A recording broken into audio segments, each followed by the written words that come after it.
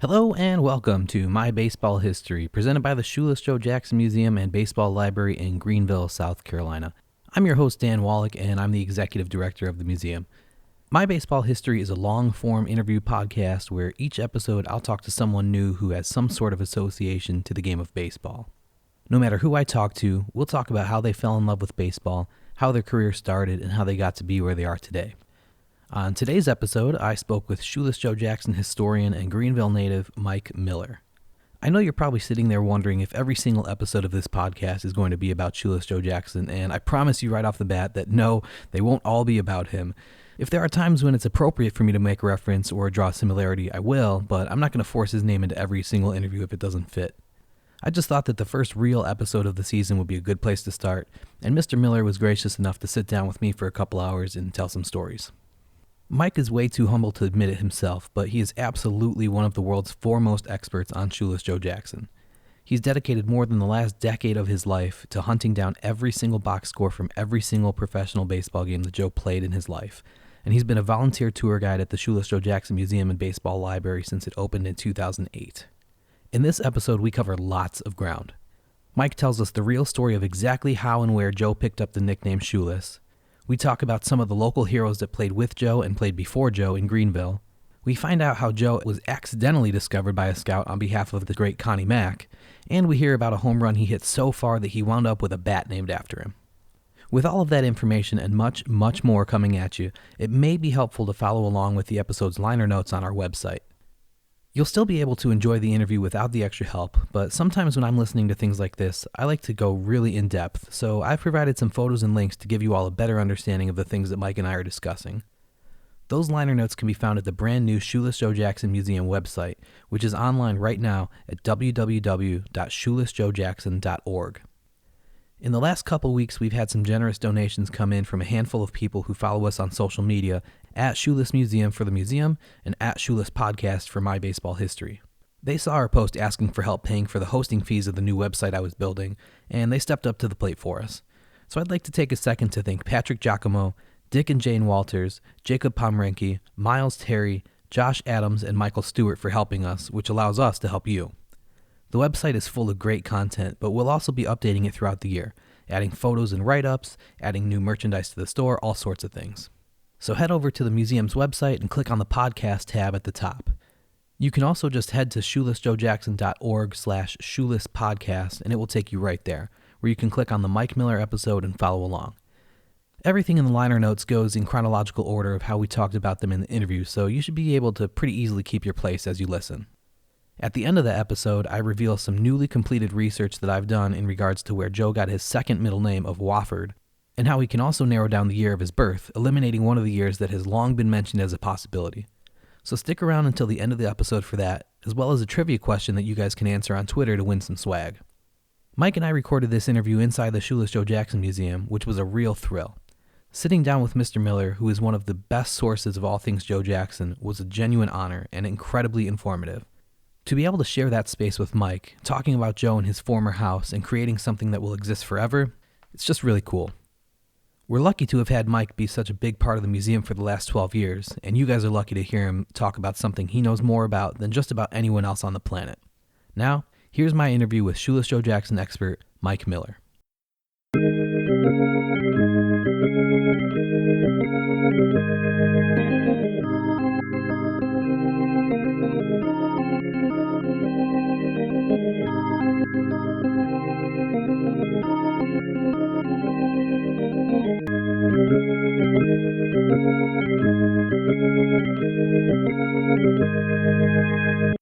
Why don't you just tell me a little bit about where you grew up? Yeah, I basically grew up in the community next to where Joe Jackson was born and raised. Jackson was born in Brandon Mill. Mm-hmm. I was born in Woodside Mill community.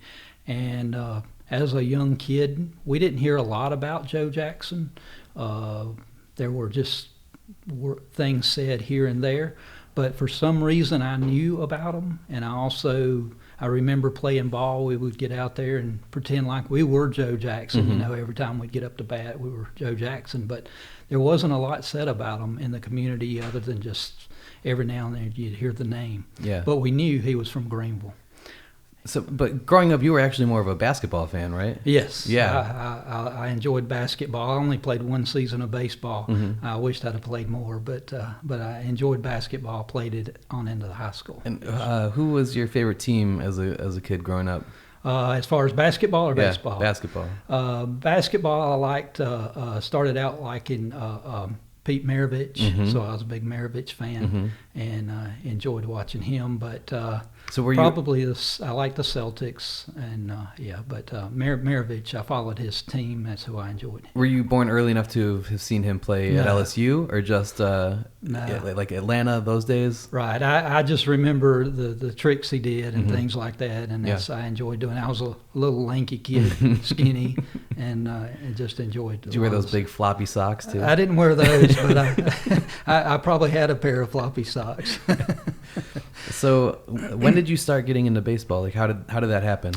Well, actually, I went down with my son started playing baseball, and early on, both my boys played baseball, and my youngest son played it all the way up till he was 14 or 15. He stopped playing. It broke my heart, but he was a pretty good little ball player, and I remember going down to play against a travel team down in Anderson, and this travel team was made up of a bunch of players from Georgia, and they were from all different areas. And my son's team pretty much they beat this team, and so at the end, this particular team finished second. So they were giving out trophies, and I remember they were calling out the other kids' names, and they were also calling out the towns they were from. Okay. And one of the kids they called out and said that he was from Royston. And I said, well, when he comes through the line and I shake his hand, I'm gonna hit him. So when he came through, I said, you're from Royston, huh? Another Ty Cobb. And you wouldn't believe the smile that was on that kid's face. Yeah. And, I got to thinking, I said, man, what about the kids from Greenville? Why can't, when we come through the line, other people say, oh, Shoeless Joe Jackson. Right. And so that kind of made me think. But basically I just started, I think after the movies that they put out in 88 and 89, a lot of folks started thinking about Joe Jackson. And I really, a lot of people criticize the movies and say, well, they're not. But I'm really thankful for these movies because I think they really brought his name out. And it should be brought out. I mean, this is a tremendous ball player. Absolutely. And so I think that started it. And then just when me and my wife were first married, we lived on a street that ran parallel to Joe Jackson's. Joe Jackson lived on Wilburn Street, or his house was on Wilburn Street. Right. Years ago, he lived on that. And when we were first married in the 80s, mid-80s, we moved on Somerset, which ran parallel. And his house was sitting up there for rent. And I kept an eye on it. I said, if it ever went up for sale, I doubt my wife was going to let me get it. But I had my eye on it anyway. I really wanted to go in and just look at it and all that. So is that the house that is now the museum? That's the house we're in today. Okay, so yes. the original location of that was 119 East Wilburn? 119, yes, East Wilburn. Okay, and so now that house is located at 356 Field Street, just across the street from Floor Field. That's right. But there are a lot of different places where Joe lived within Greenville. So he did. You had a paper route as a little kid. Am I right about that? I certainly did. Is that how you became so familiar with the area and kind of learned, okay, this is where this happened and this is where this was? Yeah. Well, sadly, I don't know but I know there were some actual Jacksons or Suddeths in the paper route area that I lived on, but I really didn't know any Jacksons or anything. I worked a paper route in the Woodside community. Okay. The Brandon community, like I said, was about a baseball throw over the other way, right. Right next to Woodside. But Joe still had connections in the Woodside community, right? He yes. played and managed for the Woodside team. Yeah. Funny thing is I used to go up there. This old ballpark that he played at in Woodside Mills Ballpark, was there for a long time, and Joe actually coached in 1937. Joe's brother Jerry also played, but I used to go up there as a kid and walk around, and most of the overhang and everything had been torn down when I got there. But I've seen pictures of it. I'm having a hard time finding pictures of that actual field showing that the overhang and everything, but I've seen them. But it's a real neat ballpark, and I used to go up as a kid wondering, what in the world happened here? And years later, I found out that, Joe Jackson and many of the old ball players, even my grandmother's brother, which was my great uncle, he played for Brandon when Joe was playing for Woodside. And I'm sure Joe and Jerry Jackson played against my grandmother's brother, who was Joe Spencer. So that's pretty neat. I've got a picture at home with my grandmother's brother wearing that uniform, so it's pretty neat. Cool.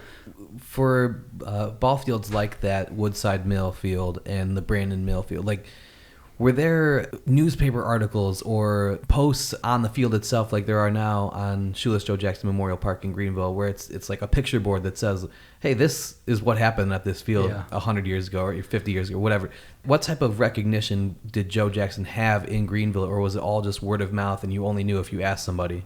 I would say it was word of mouth. I just found out probably a month ago that a neighbor that lived up from me, his name was Paul Humphrey. I was looking through a Joe Jackson book, and someone had put on in that book Paul Humphrey as a reference.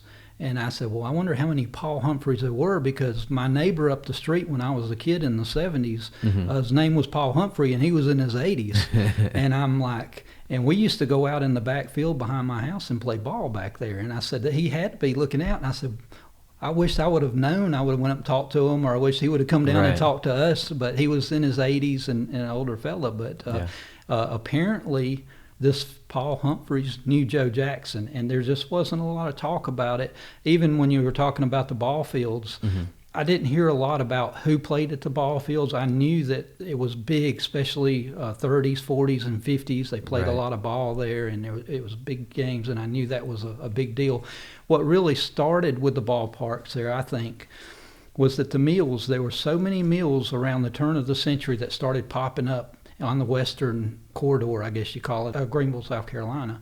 And when these mills came to be, they built these houses that they rented to the folks. They built these stores and everything. But what they were trying to do was draw these people in, because they were all fighting over people. Right. They had so many mills that just sprung up all at once. They were fighting over people, and they were trying to pull these people in from Pickens County and different areas. And, if you had a ballpark and you had a good ball team, everybody wanted to be part of that community. I mean, the morale would be so great. It was a point of pride for these mills. And their whole communities. And that's why the ball players probably didn't have to worry too much, as far as working. I'm sure they had to work, but it wasn't, they were catered to a little bit by the mills. And so it had to be, I tell you what, to go to these ball games back then, there wasn't anything else going on. There was a theaters in Greenville and things like that, but this was the big deal. Saturday night, to go to a ball game and watch a ball game, everybody showed up there, and it was a big deal. And these guys became heroes all around these areas that were good at baseball. So let's talk a little bit about the textile leagues. So there were so many textile mills packed within a pretty close radius. So it's something like 18 mills within. Well, around the Greenville area, right up in there. Matter of fact, I've got a little picture at home that shows an airplane. Back then, airplanes were just becoming popular. Said that an airplane couldn't land in Greenville County because there were too many smokestacks. And it was basically true. From what I gathered, around 1910, 1911, of the major mills, there were probably between 11 and 13 mills, and these were all confined in a very small area. And so the way it worked is each mill would have its own baseball team representing it.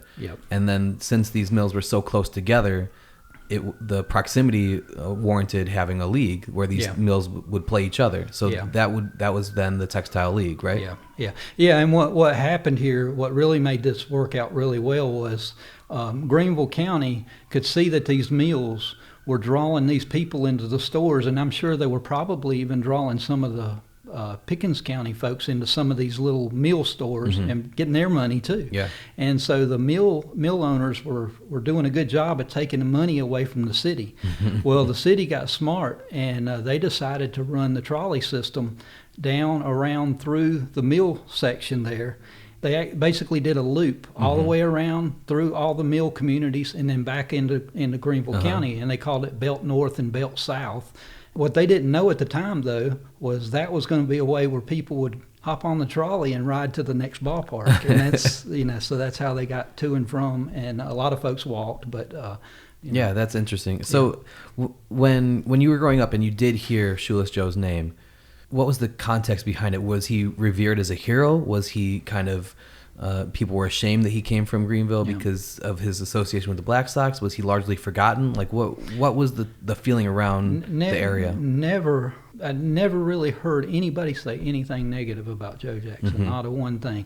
I heard someone say that they got ran off from the store, but Joe ran a liquor store, and so a young kid, he said he would go up there and kind of hang out and lean against the wall so he could impress the young girls walking by, and Joe would come out and shoo them away. But I just never heard anything negative, and that was from the time I was young all the way up. It was always positive. Yeah. You know, when you were growing up, a lot of the textile mills in the area were starting to close.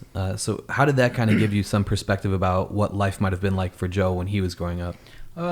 That's pretty tough, and that's probably a part of me being part of the Joe Jackson Museum.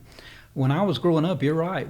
My mom and dad both worked in the mills, and there are times when the mills would shut down a week, work 2 weeks, be off a week. You know, there weren't paychecks coming in. Right.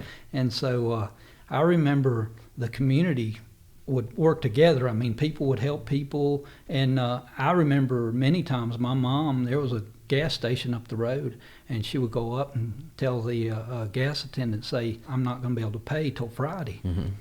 He never wrote anything down or anything like that. They just, sure, go ahead. And so my mom would drive up on a Friday, and this particular person would act like he didn't even know she owed him money. So she ended up paying, but he would have, I guarantee he would have let her go without paying. They were just that kind of people. Yeah. And you would see that all over, people helping. If we needed butter next door, we'd go next door to get butter. If we just whatever we needed, we went from people, each other to help each other out. You'd walk out the door, and you even if you thought you were having a bad day, you could walk out the door and look down the street and somebody having it worse than you. So it was, never. But it was good times though. Even though it seemed bad, we had good times there. Of course. We had our neighbors there. We'd get out and play ball.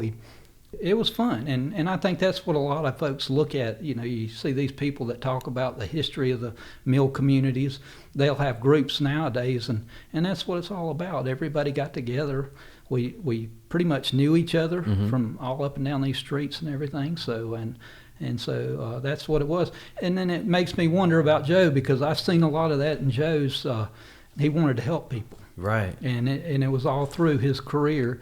And Joe was a very, I would say he was a person that didn't want to hurt anybody in a sense. And even when it came to the umpires, I've studied Joe's history fairly well. I mean, I've went through all his baseball history.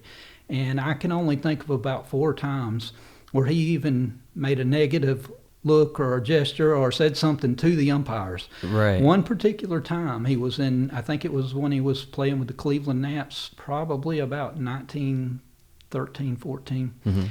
He ran to first base, and they called him out. And Joe knew he was safe. He didn't say a word to the umpire. He just walked off the field into the dugout. But when he came back out, the umpire was standing there by first base, and the pitcher was warming up. So Joe just stopped there and started talking to him. Well, the umpire didn't want him talking to him, so he told Joe to go on out into your position out in right field. And Joe said, well, the pitcher hadn't finished yet. Well, the umpire said a few things back to him, and then Joe said a few things back to him. Well, the fans got wind that they were kind of getting a little heated with each other, and out come pop bottles. People were throwing bottles out. At the ump or at Joe? At the ump, yeah. And that's, they never seen Joe argue. So, right. This is what came. And matter of fact, there was a doubleheader that day. Joe got put out of that game. He got put out of the next game. Right. And then he got put out of 2 more games by Van Johnson, who was over the league. And then they come to find out Birmingham, who was the coach for the Cleveland team, went to Van Johnson and explained the whole situation. Yeah, Van Johnson was the American League president at the time. Yeah. Yes, okay. Yeah. And so he put it away and said everything was fine. And actually it was Joe. Joe really wasn't in the wrong. Maybe he could have went on out to his position, but he was just arguing a call. And right. Interesting. Yeah, I think in all the research that I've done, I've only found 3 instances of him being ejected from baseball games. Yes. And that was the most severe. Yes. So you've read that or seen that one? Yeah. Yep. Like we were saying, though, Joe lived kind of through a similar upbringing that you did, where money was kind of tight growing up, and Joe still made a name for himself and was able to like get out, so to speak. Not that living in this area is something to be ashamed of or anything like that, or that leaving was something to dream of, but no. Was Joe kind of like an inspiration for you guys growing up, that he was able to start from these humble beginnings and become a phenomenon? Yeah, I don't think I really looked at it that way as a kid or anything. I think I looked at it more as I got older and realized what he had done. Mm-hmm. And I remember, I wished I'd have brought the poem with me, but I remember reading a poem, and this was a poem that was written back during Joe's day, probably 1910 or 11, and it just talked about those circumstances and how mill people felt. And I remember them saying something like, when we get to heaven, said there won't be any oil stains, mm-hmm. and there won't be any coffee on our clothes. And that was the whole gist of it, was that some of them felt like they were being looked down upon because we were, we have our high schools around here. You had Parker, which was the textile high school, mm-hmm. and then you had Greenville, which was the city high school. Mm-hmm. And those were big games. I mean, they would play those football games on Thanksgiving Day. And around here, it was like the Clemson, South Carolina game for this area. Yeah. Back in the day, I think it was maybe even bigger than the Clemson, South Carolina games. But that's what it was. It was the 2 different groups, and that's the way they were set up. But no, I didn't really think much about that as far as Joe until I was older. Mm-hmm. Well, a lot of people have a favorite player, and a lot of people even grew up in the same place as their favorite player. But you've gone to some pretty great lengths to learn everything there possibly is to know about Joe's career. Why is that such an important thing for you? Well, first of all, for some reason, I just decided one day I was going to go help out the museum. And when I walked in the museum here, I told the lady that was over the museum, I said, well, I need to learn a little bit about Joe. So I started taking off to Greenville County Library, mm-hmm. and I spent a lot of hours down there just pulling up old paper clippings and everything, and started pretty much putting together his entire baseball career while he was playing for Greenville in 1908. Mm-hmm. And I enjoyed it so much, I decided to go to Savannah, and I got his entire 1909 season with the Savannah Indians. Mm-hmm. Then I went down to Columbia, South Carolina. I was able to get the New Orleans Pelicans papers. Mm-hmm. Then I also got the Chicago papers there. Mm-hmm. But I had to travel all the way to Florida State to get the Cleveland Plain Dealers. Interesting. But how long ago was this, roughly? Was this this in 2008 when the museum opened? Or well, it was after that. I started probably around mid-July of 2008, mm-hmm. and I worked on it for about 7 years. But it was like a hobby. I enjoyed it. I mean, it was a lot of fun. But I just stuck my nose in it, and my wife and kids were a little older, but my wife didn't mind me doing it, thank mm-hmm. goodness. So. Well, this was before websites like RetroSheet, who digitize old box scores, went back that far, if they even existed at all. So how did you go about finding the box scores? Like, obviously you went to these, Columbia and Savannah and all that, but where did you know to look?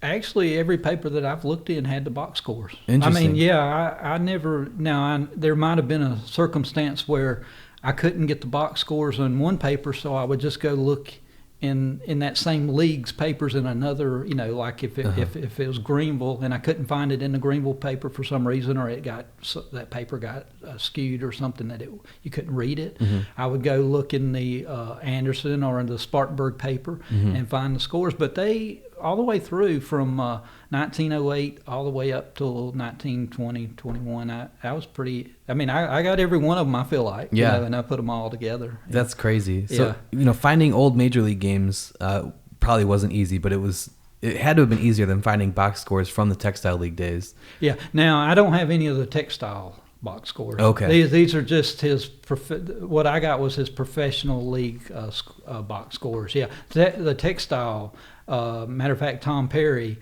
did a book on textile baseball, and mm-hmm. I tell you what, that man probably put through a lot. I mean, I worked hard on what I did, but I guarantee you this fella went to work, because I had a hard time finding anything that was really solid in the textile history of baseball. It was really tough. And so who were the teams that Joe played for in the Textile League? It was Brandon Mill?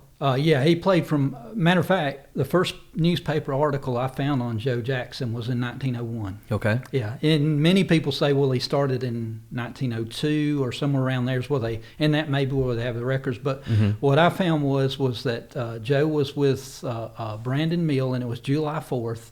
And around the mill communities, even Woodside, which the mill wasn't even really built up, they probably had a smaller mill or smaller, but all these areas here had their July 4th celebrations, and they would have all these festivities. They'd have big tables with food on them, and the kids would get out and play games, and they would have contests. Well, Joe's name was in the paper. He had just won a contest. He won a contest for eating soda crackers.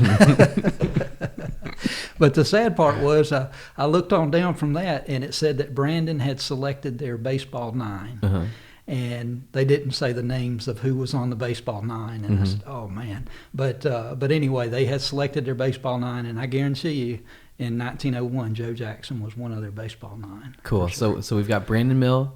We know that he played for Victor Mill. Victor Mill out in Greer, South Carolina. Yes, and that was he played with Brandon from 1901 all the way up till about mid-season, probably in 1906. Then he moved on to Victor Mill in 1906 all the way up through 1907. And I'm thinking he played maybe with one or two other mills.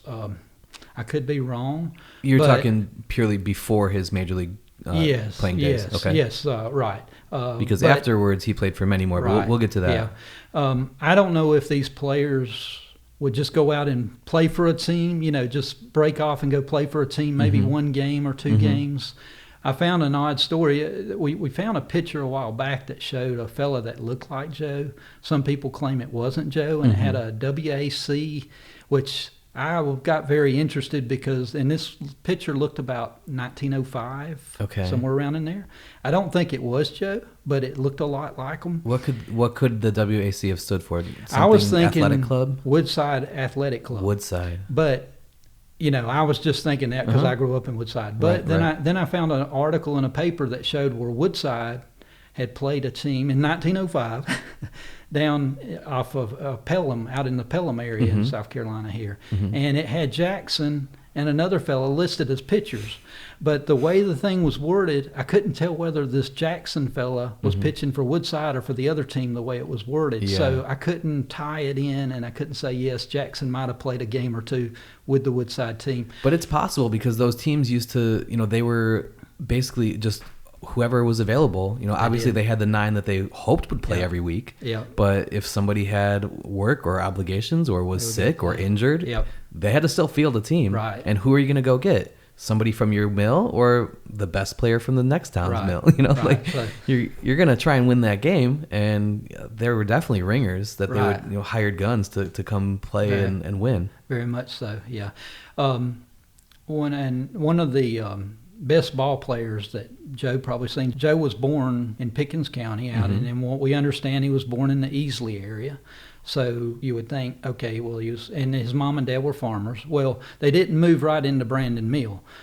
From what we understand, they were probably either in the Piedmont area, but either Piedmont or Pelzer area. But in that area was a fellow named Champ Osteen. Right. Champ Osteen was a tremendous ball player. Right. And another thing I noticed was Champ Osteen threw right, hit left. Interesting. Yeah. And another thing I noticed, if you look at some of the pictures of Champ Osteen, he looked a lot like Jackson when he was younger. I mean, they looked very similar. He was also one of the guys who got out and played Major League Baseball, didn't he? He did. He started out with Washington. He only played like 80-something games in the majors. But he started out with, I think it was Washington, but he ended up with the New York Highlanders, which is became the Yankees. Yep. And they had a game down here in South Carolina on July 4th. I told you about these festivities on July 4th. Well, on July 4th down here in South Carolina, Piedmont would play Pelzer. Well, that was a big game. Well, Champ Osteen packed up his bags up there and went to his coach and told him, I'm headed south. I got to be back for that game. He had to be back for that baseball game, and he left. He left his major league team he did. to go play in the Piedmont Pelzer game. It was such an important game. Right. Yeah. But Champ Osteen, I know there's quite a few players. Champ went to Erskine, played for Erskine, and there was a fella that was on Joe's Greenville Spinners team named Buck Presley, who's another story in himself. He probably, same age as Joe, watched Champ Osteen at Erskine play. Mm-hmm. Joe Jackson watched Champ Osteen play here at Piedmont, and there were many others who watched Champ Osteen. Yeah. And I got a feeling a lot of these players learned a lot from that fella and said, hey, I can do this. Of course. And I think that's some of the things that were going on around here, plus the excitement of the game. Right. Yeah. Joe Jackson became the Champ Osteen of his generation then, where people like Joe Anders and, the younger generation, one step down from Joe, looked up to Joe Jackson and were like, hey, look at this great player. That's what I want to be like. He made it to the majors. He could do this. He did that.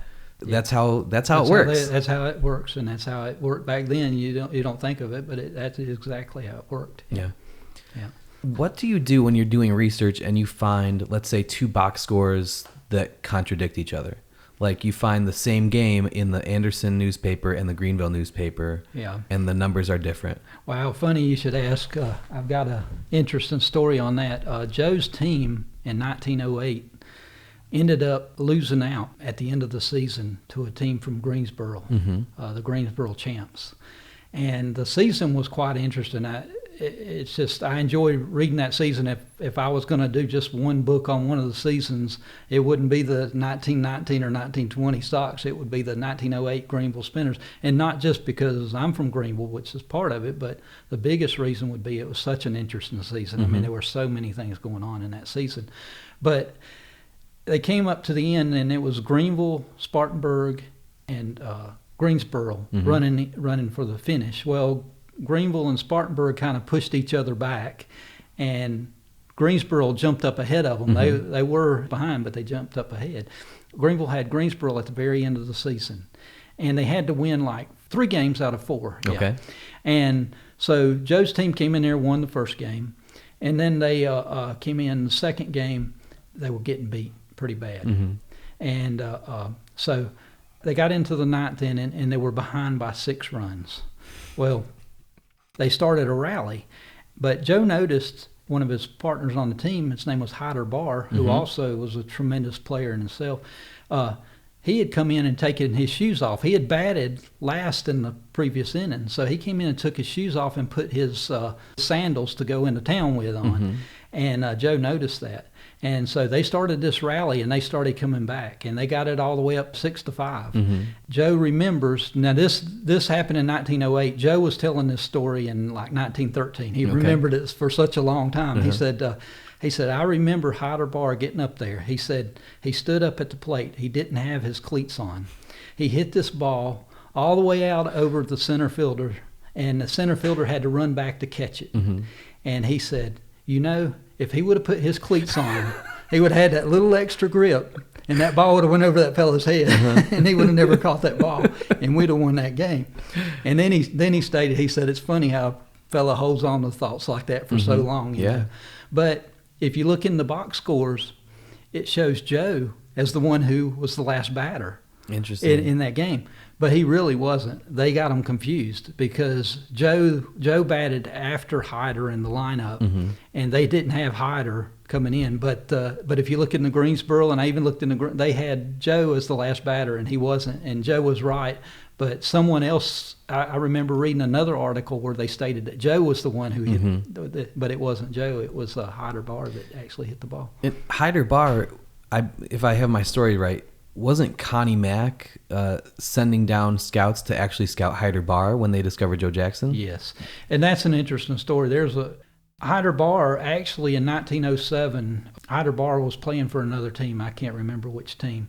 And Connie Mack spotted him then. And Connie Mack sent letters to Hyder wanting him to come to Philadelphia. Hyder Barr never returned his letters.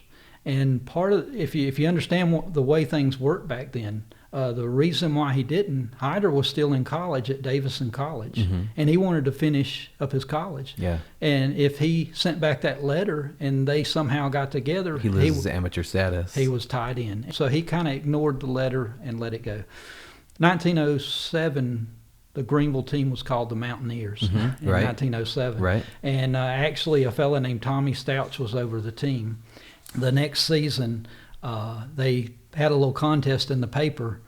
They asked the local townspeople to write in and give suggestions. And one guy, they didn't even mention anybody. They just mentioned one guy writing in and saying, I think it should be called the Spinners. And why is that? Because of the cotton mills? Because of the cotton mills. Okay. Yep. The Spinners, they had the cotton mills and everything, and they thought that was just tremendous. We have here in Greenville today, we have the Drive, and we have some automotives here, and so that's pretty neat. But just the name, the Spinners, stuck, and we've had basketball teams named the Spinners. We've had bicycle teams named the Spinners, and I think Lowell, Massachusetts, have had the name the Spinners. I think they may still be the Spinners. Interesting. Now. But anyway, to get back to Hyder Bar, when Connie Mack sent a scout down here, and I feel certain that Tommy Stouch, who was the coach, stated that he had let Connie Mack and them know about Joe. But I'm almost 100% sure that the scout came down, was looking for Hyder Bar, and when he got here, either Tommy Stouch let him know then that, hey, I've got another fella, or he went out to the ballpark and he quickly realized. Right. And that's what I tell at the museum. I tell the story that, that this scout quickly sent back a telegram, I'm sure, and let Connie Mack, hey, we got two we need to sign. Yeah. And they did sign them. They signed Joe and Hyder, and both of them finished out their season with Greenville. And at the end of that season, both of them went and tried out. They had a little harder time getting Joe up there, but they finally got him up there to try out with the Philadelphia team. Yeah. We were talking a second ago about when you find pieces of information that contradict each other, and one of those things that's up for debate is Joe's birthday. Yes. The consensus seems to be pretty clear that he was born on July 16th, but in many articles and interviews throughout Joe's life, when he mentions how old he was in certain years, the math works out that he was born in 1888. Yeah. Or sometimes the math works out that he was born in 1887. His gravestone says that he was born in 1888. His 1945 and 1949 driver's licenses both show that he was born in 1888. But then there was an article in Sport magazine published in October of 1949. It was the 30th anniversary of the Black Sox scandal. Furman Bisher wrote this retrospective article and interviewed Joe Jackson. And Joe mentions that he was 19 years old when he and Katie got married. Now, we know that they were married in 1908, and since their wedding day was July 19th, which was 3 days after his birthday, then by Joe's own math, that means he was born in 1889. Yeah. So we've got 3 different years that Joe has said that he was born in. Yeah. What do you think the real answer is? I don't know. To be honest, I don't know. And you're right. I've looked myself. I've tried to. I wish we could find some definite information on when Joe Jackson was born, or even where he was born, because that's up as for questioning too. But yeah, I originally thought, okay, Joe changed his date from 1888 to 1887 on his draft card because Joe on his World War I draft card. Because they changed him from Class 4 to Class 1A. I said, well, maybe he was, and he was 32 years old at the time, right around in there, and so I said, well, but then I said, okay, first I'm going to go and look back and see if he ever mentioned this date of 1888 in any of the old newspapers, and I found quite a few times where he did. So it was mentioned both ways. I agree with you about the if you work back with the math, and you can even come up with 1889, but the majority of them I come up with is 88 and 87. But Katie put 88 on his gravestone. So we've, for the most part here, have went with 88 because it was on the gravestone, but I honestly don't know. The other document of his life that might have it on it would be his marriage certificate. He had a ball game on Saturday. They were off on Sunday, so he got married on Sunday. Mm-hmm. And for his honeymoon on Monday, he spent it playing baseball. And I remember the paper stating that on Sunday, Joe Jackson hit the biggest home run of his life on Cupid's Diamond, and he married Katie Wynn. So. All right, so I'm going to say 4 names for you. Joseph, Jefferson, Wofford, Jackson. First of all, what's with the 2 middle names? And how come sometimes it's one, sometimes it's the other, and sometimes it's both? What's the story there? I guess his mother just liked names. That's really, really interesting because you see the names used different ways in different places, and so yeah. And I don't know exactly what he used. Also, what they used on the grave, but I would assume that's probably what most people go by is what's on the grave. Yeah. Interesting. Yeah. So, but do you know where where Jefferson came from, or where Wofford came from? I do not, Are they family names? Is it an homage to somebody? I do not know. Yeah, I have seen Wofford far back. I've heard that one probably as far back as 1913, maybe even further. But I don't know where all these names come from. Right.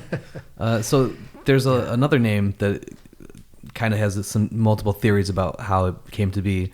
The speculation on how Joe got his nickname. So yes, you think you've got the real story? Oh, I think I do. And look, someone could come up, and I would love for someone to come up and tell me differently or something. I'm all for knowing the true story and everything. But let's get it out on the record now. What you think the record is going to be? Yeah.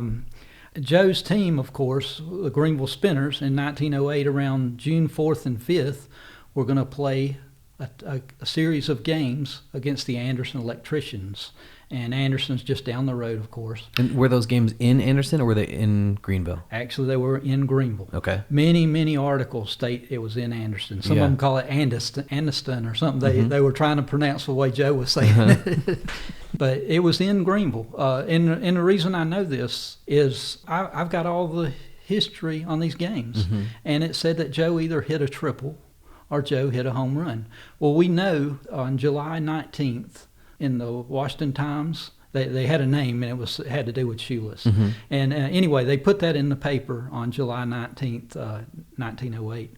So we know from that point on back, it had to happen sometime within there. Right. And I've looked back at all the games.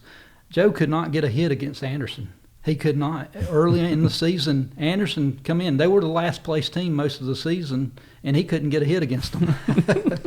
And all he ever got was singles when he got in there. Well, this happened all the way up till these games on June 4th, 5th, and 6th. And this was a series of games here in Greenville. So this particular team, the Anderson team, comes into Greenville. And now Joe wasn't a pitcher. Joe had pitched some in the textile leagues. There's a story that he broke a catcher's arm or something in the textile leagues, and that he just didn't pitch much after that. Yeah. Well, I know preceding the interesting story with the Greenville team was Joe actually in preseason, I think it was against the Wake Forest team. Joe went in and pitched a full game against the Wake Forest team and did very well. And the surprising thing was his catcher that day happened to be a fellow named Ivy Wingo. And Ivy didn't stay with the Greenville team the whole season, but Joe pitched to him. And in the 1919 series, Joe played in the 19 series with the Sox. Ivy Wingo was the catcher for the Cincinnati Reds during that series. So that was pretty neat. Yeah. But anyway, Joe didn't pitch much. Matter of fact, he might have pitched 1 or 2 innings early on in the season. And then this game came up, and Greenville was getting demolished by this last place Anderson team. Here they were in first place. And so they ran out of pitchers. They only had like 12 players on the team. So they brought Joe in from center field to come in and finish out the last 3 innings. Well, back then, they would do what they call calling a game. And they would have a telegraph operator sitting there sending a telegraph to a matinee down in Anderson. And you would have a fella standing up there calling the game play-by-play, reading a ticker tape. Right. Okay, and they were doing that this particular day. Well, the little telegraph operator, since Greenville was getting beat so bad, he decided to play a joke on the fans in Anderson. And believe me, these folks did this all the time. And so what he did was, Greenville had a little mascot on their team. He was like 10 years old. His last name was Eskew. But anyway, he decided to tell these fans down in Anderson that Coach Tommy Stouts decided when Joe came in to pitch to send the 10-year-old mascot out to take Joe's place out in center field. It wasn't true, but these fans in Anderson didn't know it, and he never told them any different. Right. So Joe comes in to pitch, and he pitches the last 3 innings. He hits 5 batters in 3 innings. 5 batters. And this is no lie. I got this in the paper if you want to see it. But he hits one guy and breaks his arm. The fellow's name was Myers, and he was just fixing to move up. A tremendous ball player, played third base. But Joe hit him in the arm and broke his arm. So if you can think about it, these Anderson fans hearing this, they didn't know the fellow had broke his arm. But the next day in the paper, they were all upset. Joe hit 5 batters, and they were calling Joe Gatling Gun Jackson in the Anderson paper. And they were also very upset with the coach from Greenville for, first of all, sending Joe Jackson in to pitch, and also sending the young kid out to take Joe's place, which he didn't do. So they were very upset. Well, they had the Friday game, and Joe's team won that game. And then they had the Saturday game. Well, everybody would travel back then by train, and they would travel up to see these ball games. It was, and many of these Anderson folks came up from Anderson here to Greenville to watch this particular game. And they got into the 7th inning, and Joe came up to his coach, and he was wanting to sit out.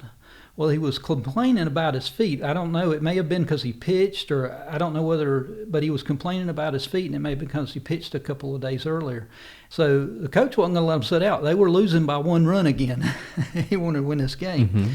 So Joe got the bright idea of just taking those cleats, putting them in the dugout, and he went on out in the center field in his stockings. Well, nobody really seemed to notice. Joe came in the bat the last half of that inning. And the papers actually said that he hit what the paper said was the longest home run out of that ballpark at the time. And as Joe was rounding third, one of these upset Anderson fans jumped up out of his seat and shouted, "You shoeless son of a gun." And that's exactly how he got his famous nickname. A sports writer named Scoop Latimer, who had to be very young. He had to be about 13 at the time, which seems kind of strange to us today, but he was young. We know he was a Cub reporter around the News Piedmont and different areas like that. And but he claims that he passed this on to the reporters, and that's when I'm saying on July 19th, 1908, we heard them calling them Shoeless up north. So you think that the game took place in Greenville on June 5th, 1908? On June 6th. So this was a Sunday game? Yes, it was a Sunday game. Okay. Yes, it was the Sunday game. And you think it was a home run, not a triple? It was a home run. There was no triples hit all the way up in Anderson or even in Greenville. I don't think there was even a triple hit by Joe, but he did hit a home run, and we know that. And in the articles, if you look at the different articles, there was one in 1913 where Joe said he hit a home run, and he said that he won the game with the home run. Actually, what happened was Joe tied that game up with that hit, and he came back, and I think it was the way the paper stated was next inning. I don't know if it's the second inning, but he got a base hit which drove in the winning run, and so he did win the game, but it wasn't off the home run, but he did get the home run to tie the game. So, interesting. Yeah. Joe did not like the nickname Shoeless. No. Why not? Well, most of the papers, when they were using it as they would say things like he was out in the outfield. He would come in and complain about glass being out in the outfield, saying that it was scarring the ball, even though he was out there with socks on, and they were making jokes. And it was in reference to his humble beginnings, so to speak. And Joe knew it, and many of the reporters used it that way. And I don't know if it was because Joe shied off to the reporters a lot, which I think he did. The reporters didn't work well with Joe when he got up into the majors. And I thought that was kind of strange, but Hugh Fullerton, in my mind, was one of the biggest ones. I've seen a few things said by Hugh early on. When Joe first came on, he said that with the Cleveland team, they had a bunch of rookies on there, and some of them were Southerners, but he said he wouldn't give a nickel for any of them, Well, and that included Joe Jackson. And he criticized his illiteracy and things like that. And I think Joe knew a lot of those reporters were using that to criticize him. Yeah. And so for the rest of his life, Joe would purposely dress very well, drive big, nice cars, because he wanted to shed that image of he's just this ignorant country bumpkin. Like, he wanted people to know, yeah, I might not know how to read, but I know how to make money, and I know how to spend money and live nicely. Yeah. You know, he made a very concerted effort to look a certain way, to act a certain way. I think his wife was she dressed nicely, and I don't know for sure that she didn't help him a little bit to dress, you know, that she knew what good taste looked like. But yeah, I'm sure he did try to shed some of that with, you see that very early on where he was wearing that. You also hear him talk about articles written about him when he had come back to Greenville. He didn't dress as flashy. I think even in the 1916 baseball magazine, they mentioned that in there, that Joe didn't want to show off in front of the people here in Greenville, you know, the community that he grew up in. Yeah. So he didn't dress real flashy in Greenville. But yeah, there was times when he would drive in, you know, he'd have some pretty fancy suits and clothes, you know, hats and stuff like that, shoes. What do you think is the most exciting discovery that you've made in all the research that you've done? Finding his name. To me, that was important, but that was a Greenville thing.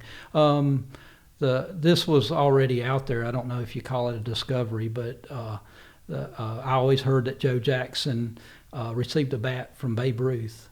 And the interesting thing was there was a picture out we have of Joe and Babe sitting there talking and holding a bat. But 2 weeks after that picture, Joe received a bat from Babe, and Babe received one of Joe's bats. And they were just finishing up that series. Babe was with the Yankees, Joe was with the White Sox. And Joe was going to play the Boston team. And they were playing a fella, I think it was Sam Jones, who was a pitcher with the Boston team. I think he was a right-hander. And Joe hit him very well. He must have pitched a little slower. And so Joe got up there and knocked a home run out of the park with Babe Ruth's bat.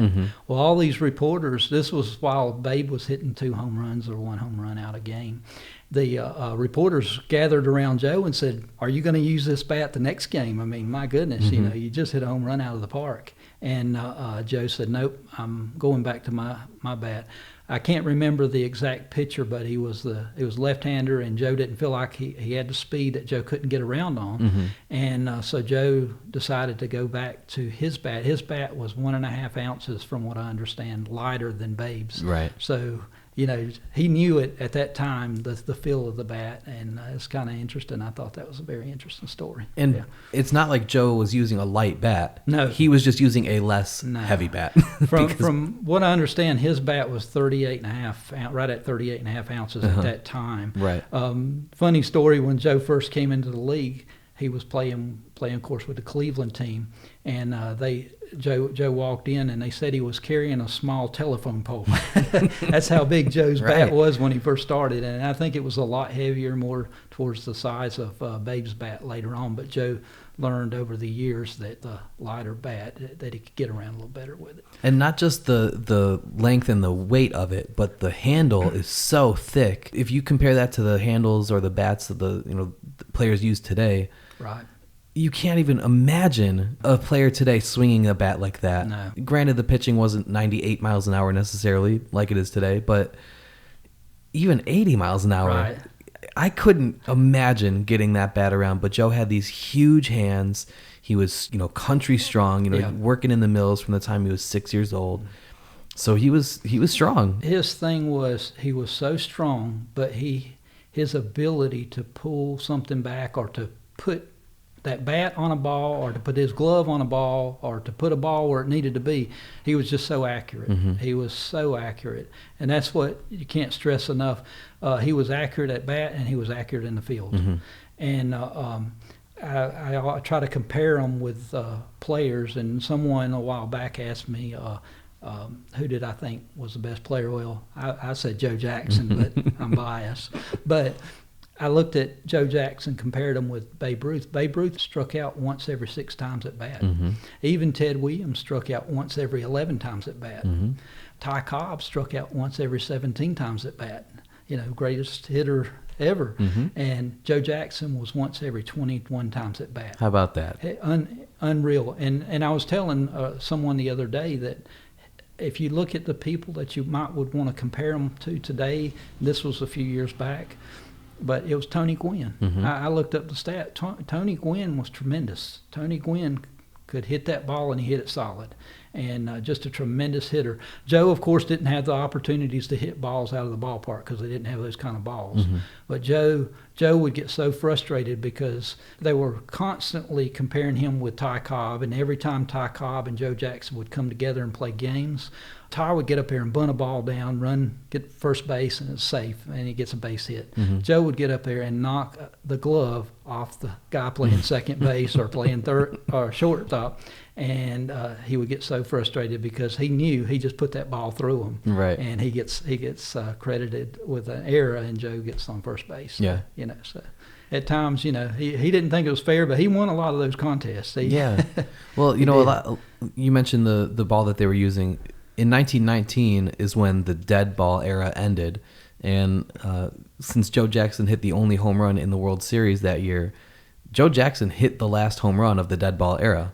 Yeah. And then in 1920 they started using a different ball, and he had one of the best offensive years of his entire career. Yeah, his numbers went up, but I honestly think the way I seen it, Joe had to be comfortable at bat, mm-hmm. and the times when he wasn't hitting so well. He may not have been as comfortable as you see, but I think Joe was getting more comfortable, and like you said, the ball changed, and that probably added to it where he was even more comfortable. Well, he must have been somewhat comfortable because he batted .382. He did. So had to be very comfortable. Everybody says, well, Joe didn't win a title, and he definitely didn't win a title. But in 1910, he led the league. He hit .387 that year. Mm-hmm. But in 1908, Joe had this famous bat, Black Betsy, mm-hmm. and I know in 1908 when they were getting the field ready and everything for the season, the upcoming season. Matter of fact, the ballpark is just up the road from the museum. It's the ballpark's not there anymore, but the field that they played on is just up the road. Mm-hmm. It's on a street called Meminger Street. They used to call it Meminger Street Park. They called it League Park, and it was also Furman University's ballpark. They were getting the field ready and everything for the upcoming season, and they were putting in bathhouses and everything for the ball players. And then the reporters mentioned that all the other teams in the league had a box to report from, mm-hmm. and they didn't there. They had to sit in the stands. So they mentioned in the paper that a fella named Charlie Ferguson built the box for these reporters and everything. He must have been a carpenter or mm-hmm. something. Well, about midway, I don't know the exact date or whatever, the papers, Joe was going through hitting home runs and everything. He would hit a lot of them on Saturday. They called them Saturday specials, mm-hmm. and they'd pass the hat around and collect money for Joe and all that, and things were going great. But there was one part in the season where about a week and a half, he went in a very vicious slump. And the paper stated that Joe was in a slump, and they said, well, what happened was he broke his favorite bat. Mm-hmm. So Joe was kind of down about that. Well, I always thought that this fella, Charlie Ferguson, he was one of the people over the team, basically. Mm-hmm. I mean, they had different guys that were helped run the team and all that, and he was one of the fellows over the team. And I've always heard the story that Charlie Ferguson made his bat. I looked in the Greenville phone book. Now, there may have been other Charlie Ferguson. Some people say it was a person that worked in the mill.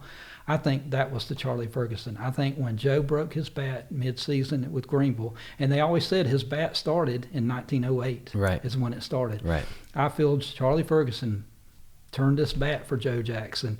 I don't know. I've heard different weights on that bat. Some people say 48, 46 ounces. Right. But, you think about That's that insanity. And you say it just don't sound right. Right. But anyway, regardless of that, I think that's when Joe Jackson's bat was made right there during that week. And that makes sense because if Charlie Ferguson was the guy who built the box, yes. He's obviously a woodworker. He knew his way around a shop. Did. So yeah. That's a very plausible theory. What is one box score or one piece of information that you've been searching for forever that you just can't seem to track down? They said that Joe played 2 games up in Winston-Salem. Mm-hmm. And in the papers early on, when they were touting Joe's name, they said he made something like 3 or 4, maybe 5 home runs in those 2, and he didn't do it. Mm-hmm. So I really got to looking to see where he might have made these home runs at. Did he make home runs like that? He never did. And I looked back in those series of games, and he just didn't. He did some pretty good hitting during Mm-hmm. those series, but they put a little more press on Embellished him. a little bit. Yeah, they embellished a lot. Yeah. But it put his name out there. Right. It grows the legend. It did. It did. Is there a piece of information that you're just dying to find out, whether it's a box score, a statistic, a personal story, an anecdote? Is there something that you're just like, man, I've heard rumblings about this, but I need confirmation on it? Yeah. The biggest story, I think, or the thing I've looked hardest for is where he was born, Mm-hmm. because I'm totally not sure that it would have been Easley, but everything always points to Easley. Everybody says Pickens County. That some of the reports say Easley, define it.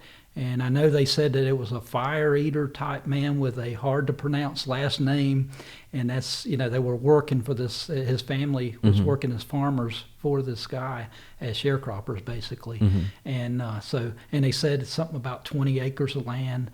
And so I've tried to scour over the old maps and Mm-hmm. stuff like that, the few that I could find, and you can't find anything on that. So I would love to find out where Joe Jackson was, and the date also would be neat to find, Mm-hmm. which many folks have looked for. Yeah. But One day. One day maybe we'll find it. It's really crazy to think how much stuff has been digitized in just, you started just about 10 years ago doing this type of research, and the amount of information that is available online today compared to 10 years ago is insane. It is. And the fact that, 10 years ago you had to drive to Savannah, Georgia, and you had to drive to Columbia, South Carolina.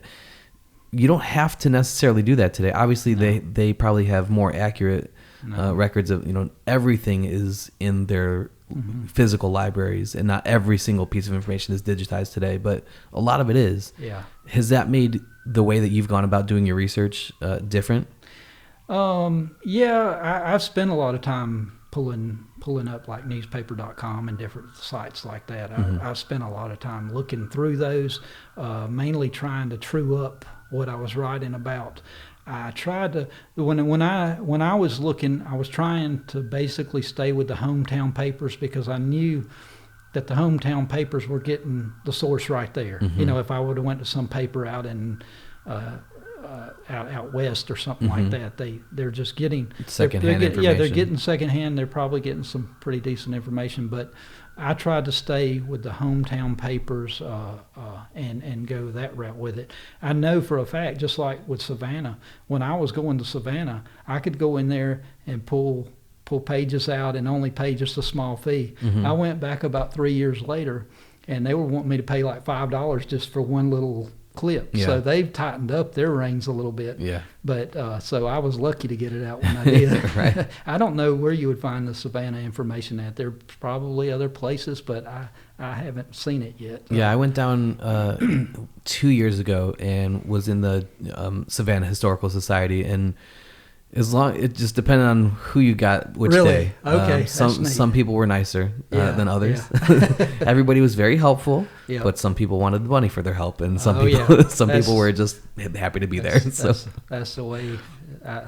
That's the way I seen it the last time I went. yeah, So, yeah. What is the most rewarding thing to you about being a Shoeless Joe Jackson researcher and historian?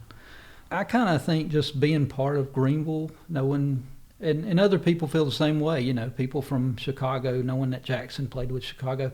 When I did this book when I did a little cover on it, I made sure I put every town that Joe played in, like if he played with Cleveland, he played with Chicago, but these other teams that he played with, when he played with played against St. Louis, played all the towns I put on that cover. Mm-hmm. And the main reason I did that, I just wanted other towns to feel, that Like Joe, they were part of his story. that he stepped into their towns and And he was all over the place. Joe Jackson didn't just play in these towns, but he played all over the place. Mm-hmm. And but to me, that's just it. That I grew up in Greenville, and that Joe was a part of Greenville.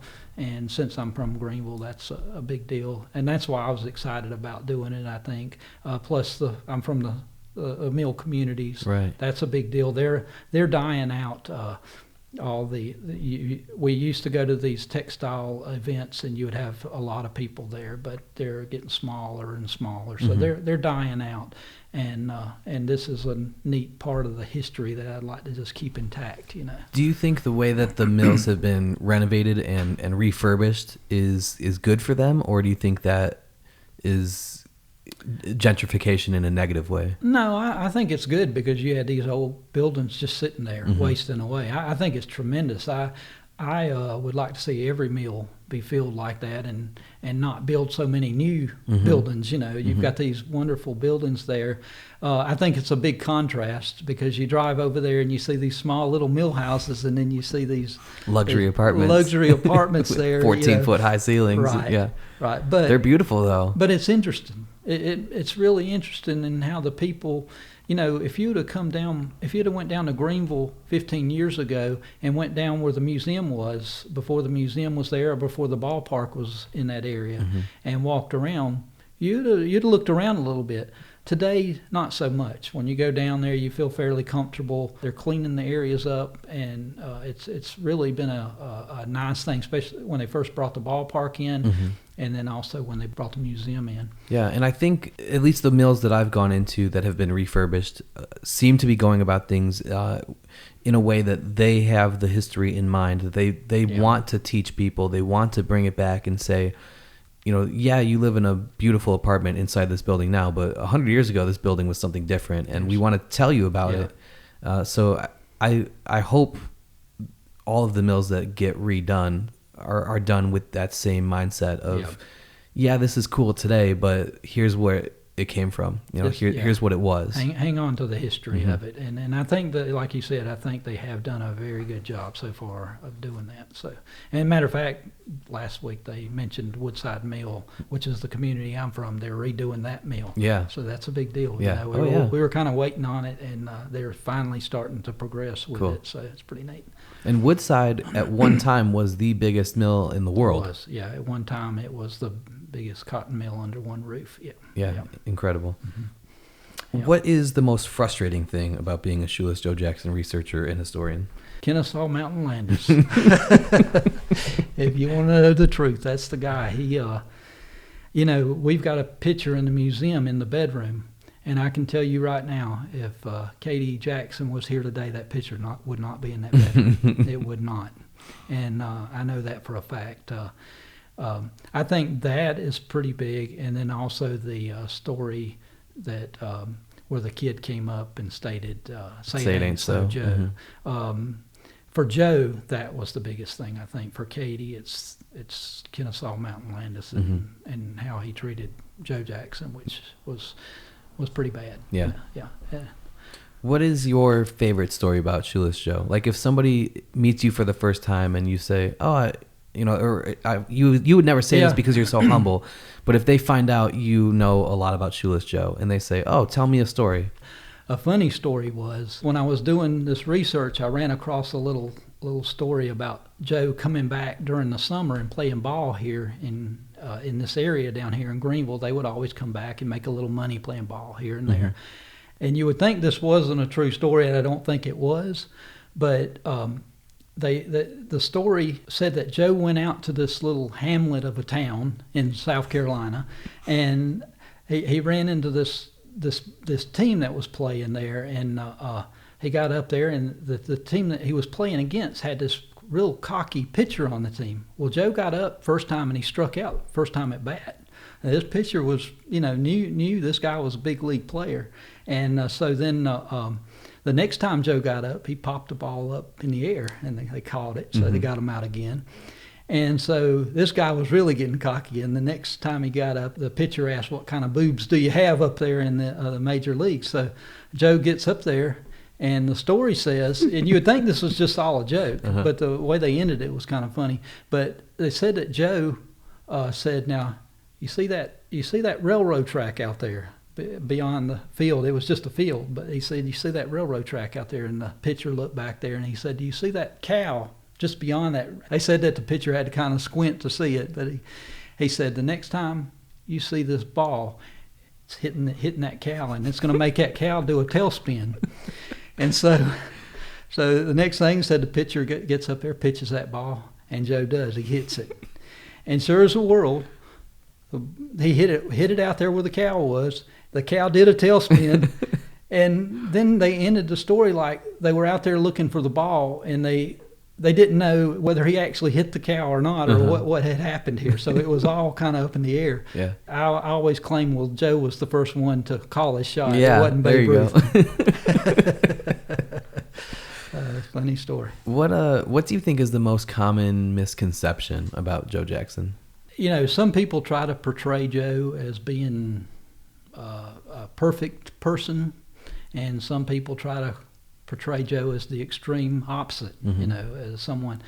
I don't think he was a perfect person. I know he wasn't a perfect person.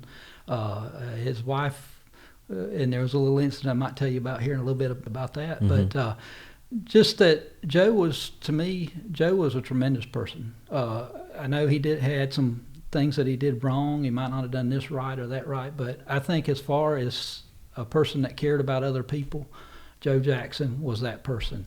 And I don't think I would have stayed with the museum that long if I would have got in and found out that Joe treated this person or that person wrong, or that he's just a good person and that he doesn't deserve to be placed in the situation that he's placed in, is what I would like to see changed. I don't know if you call that a misconception, but something I would want to see changed about Joe, and that he doesn't deserve what he's given. I want to see that turned around. I've heard other people say, he's better off with it. I don't think so. I think Joe Jackson was a good person, and he deserves to be treated as if he was the good person he was during his lifetime, and also the tremendous ball player he was. So I'd like to see it turned around. Yeah. Yeah. When you talk about some of his imperfections as a person, you wouldn't be happening to be talking about the Joe Jackson's baseball girls, would you? Oh, yeah. Well, that's an interesting story there, because Joe did. Matter of fact, he originally was going to do some filming with Ty Cobb, and they even showed Joe down in a picture kneeling down with Ty Cobb going over a script.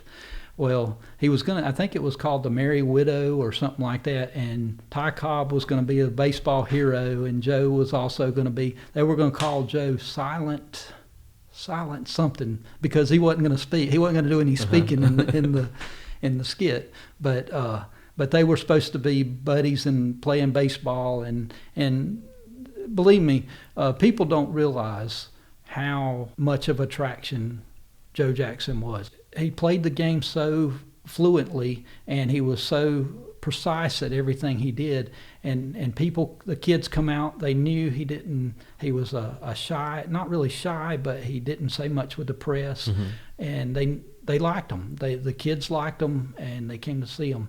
So I just feel like he had such a presence, and I don't want to get off what I was talking about, but I remember one time when he went into the shipbuilding. In 1918. 1918, yeah.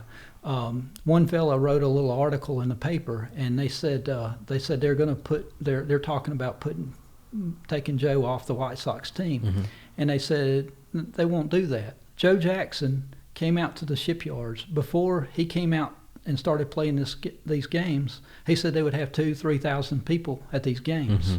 When Joe Jackson stepped in there playing baseball in the shipyards there, they started seeing 10,000 people at these games. And it wasn't anything other than the fact that Joe Jackson was there. Right. Was the reason why those fans were at those games, to see Joe Jackson play baseball.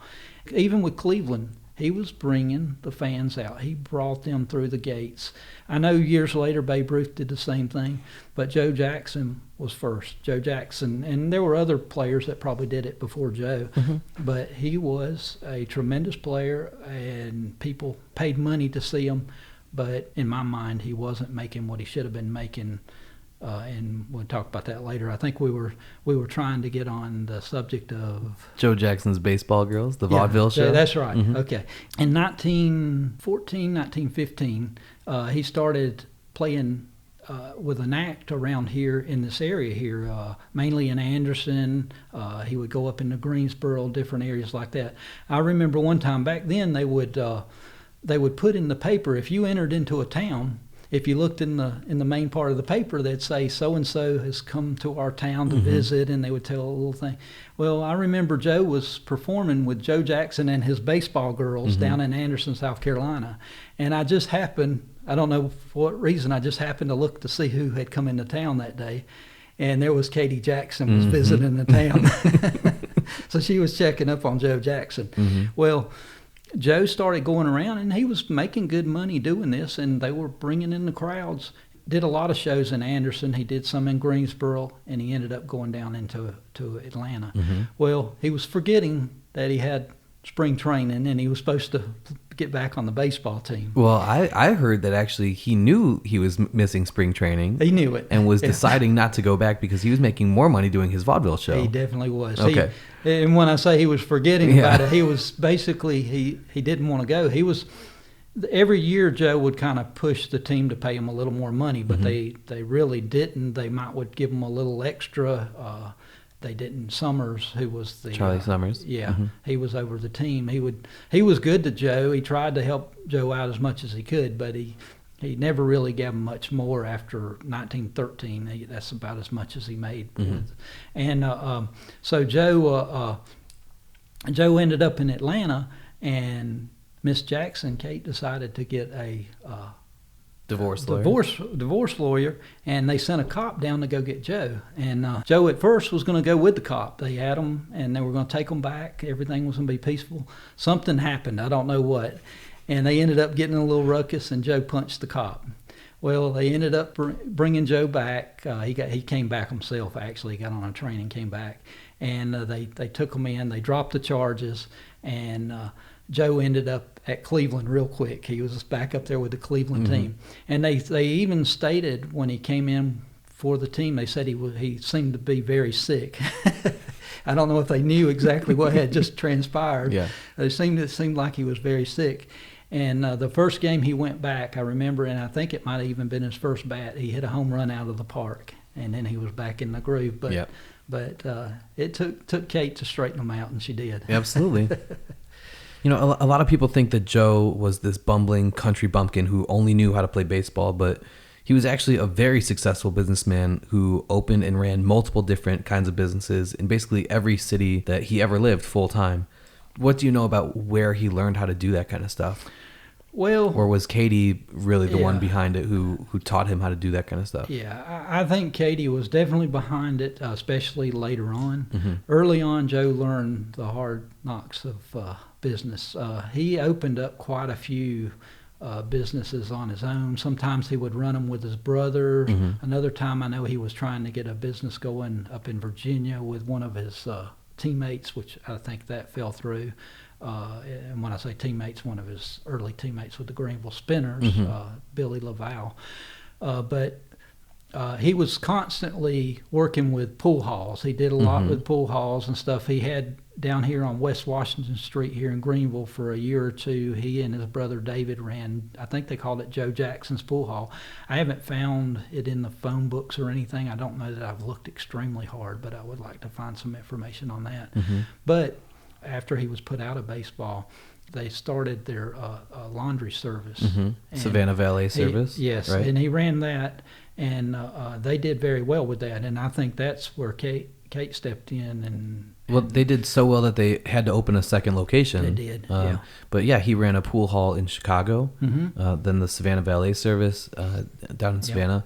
He ran a barbecue restaurant in Greenville. He did. Which I'd like you to tell me a little bit more about because I don't have as much information as you do about that. Yeah, it was the barbecue shop was just up the road here. Matter of fact, the person that bought it out, I believe it was Capri, and if anyone knows anything about Greenville, Capri was very popular for Greenville for many years, but he actually sold out Joe sold his shop to Capri, and that's where Capri got his start.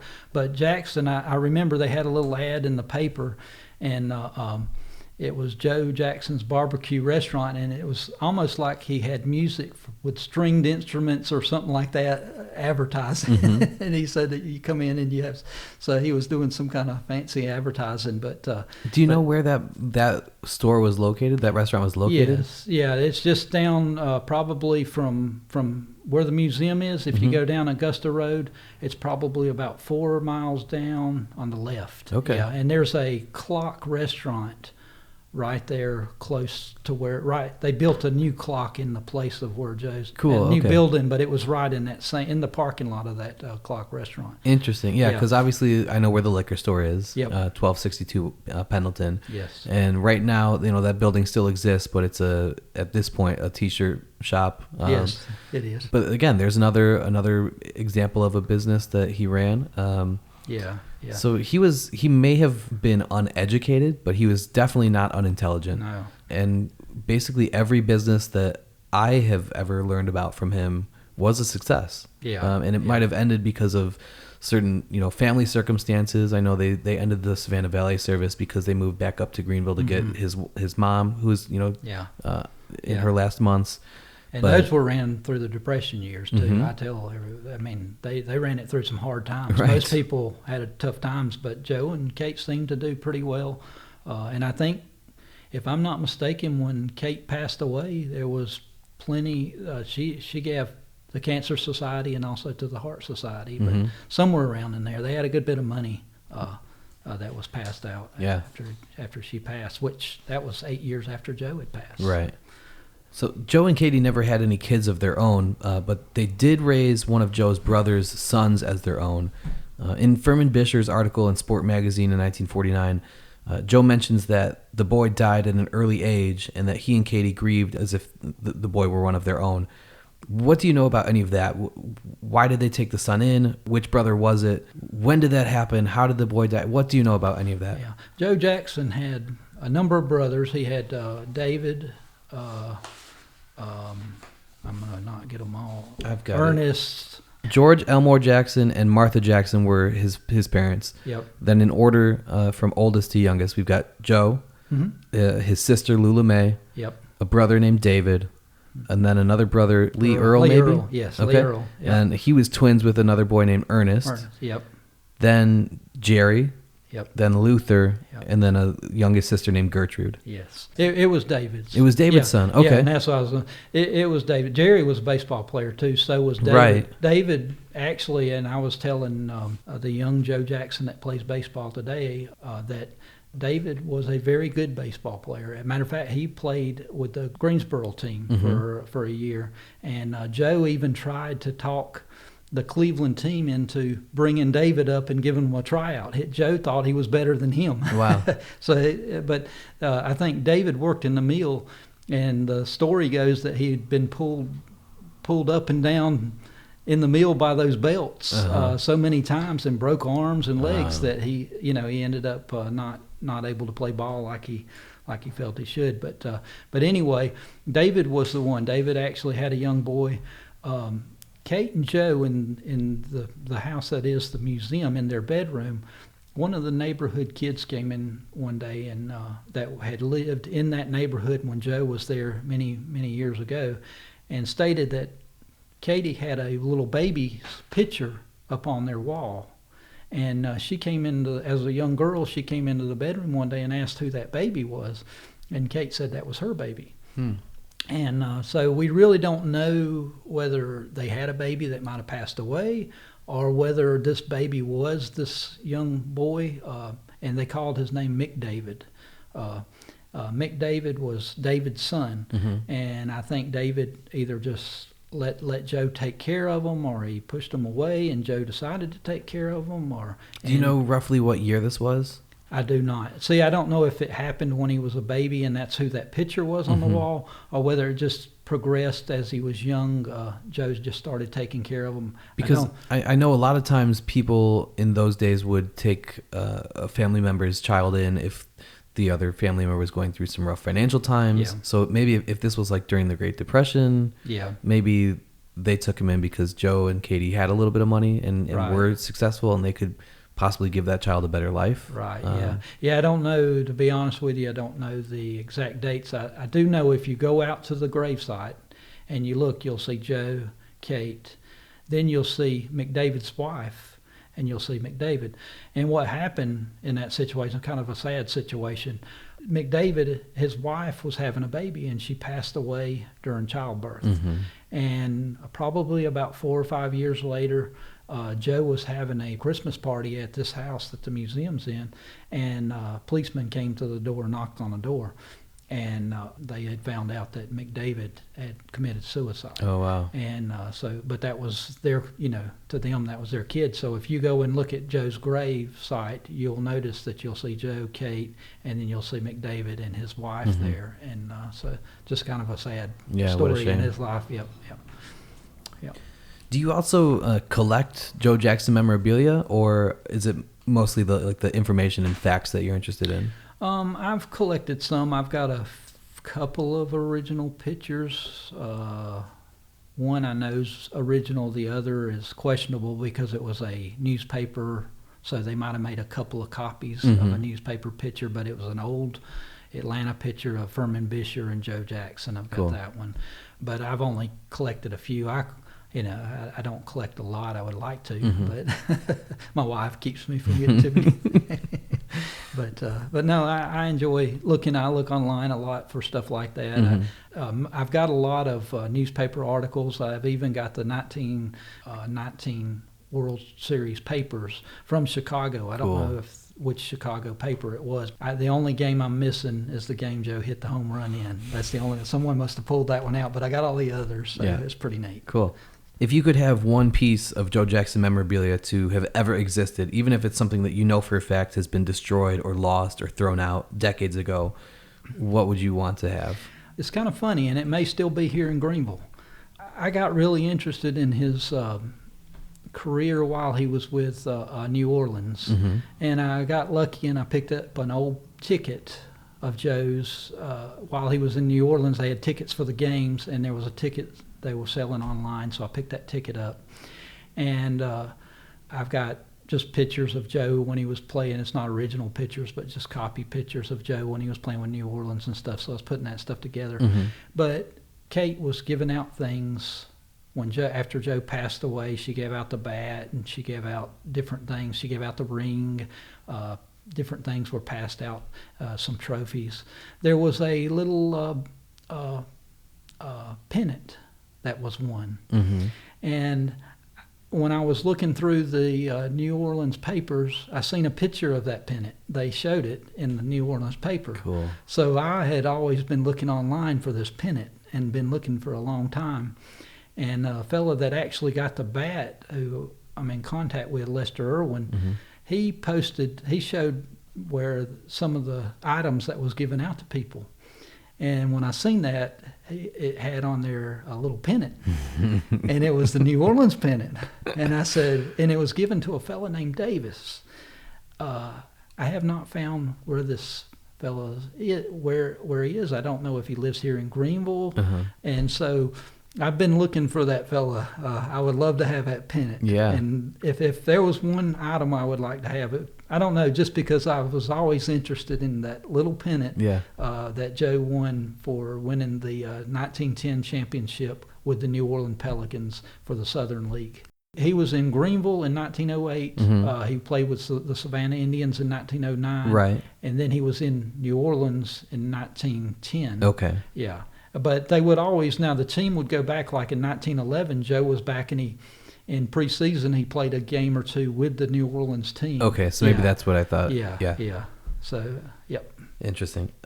I've heard stories of you dressing up as Shoeless Joe and going to Atlanta Braves games. Tell me a little bit about that. Well, I just wore the jersey and a hat, and that counts. They played against the White Sox earlier this year, and so I put on a hat and I put on a jersey, the old Joe Jackson style jersey and everything. But where we sat at, I didn't think I got much attention there, so I was kind of hoping I would. But I'd hoping they'd say something about Joe Jackson, and they didn't. But I had fun. Me and my son went, and we had a lot of fun.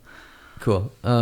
How grateful are you? You've mentioned her a couple times in this interview, but how grateful are you that you're married to someone who doesn't begrudge you for giving so much of your time to the pursuit of all knowledge, Joe Jackson? Yeah. It's very valuable because, when you're volunteering with a museum, I've spent hours on Saturday and Sunday working on a book over the years.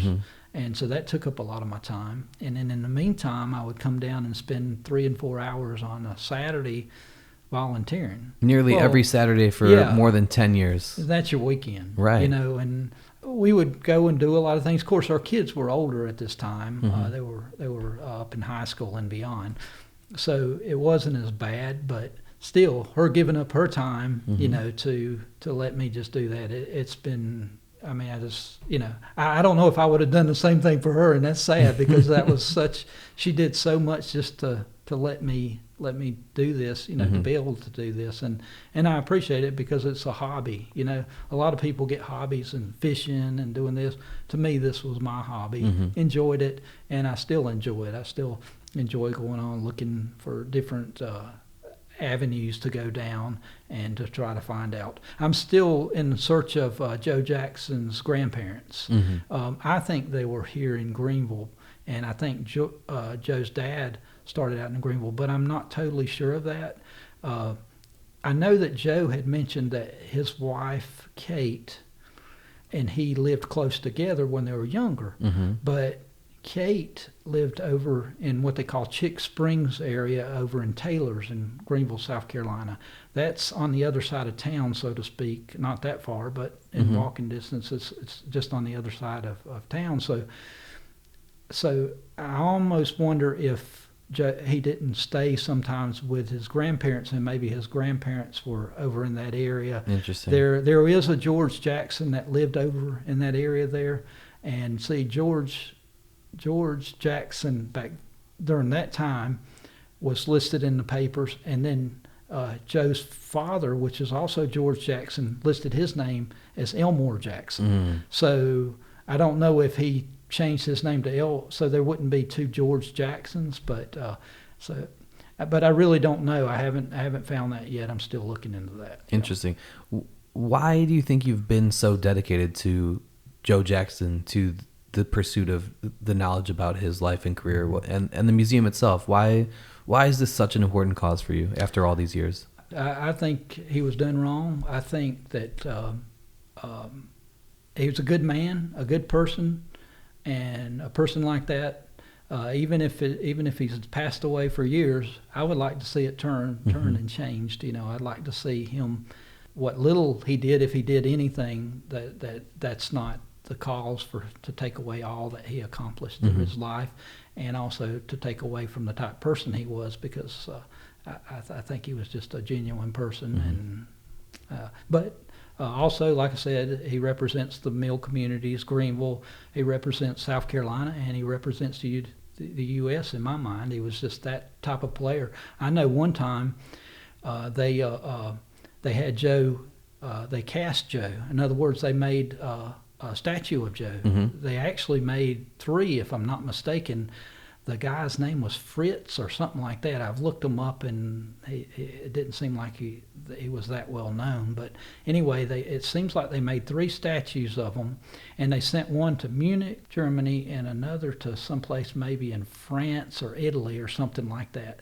And I remember checking, I checked to see, or sent an email to someone trying to find out. Dear Munich. Do you guys have, it's one of the, trying to find out if they might, by chance, have a baseball player over there. Yeah. It might be worth a little bit if they did.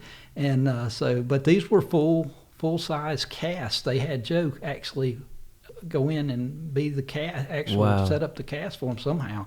I don't know how they did it, but wow, what it would be a treasure to find something like that. Yeah. But I'm sure they're gone. But to see that. And another thing, you think about how Joe's mystique, or his presence.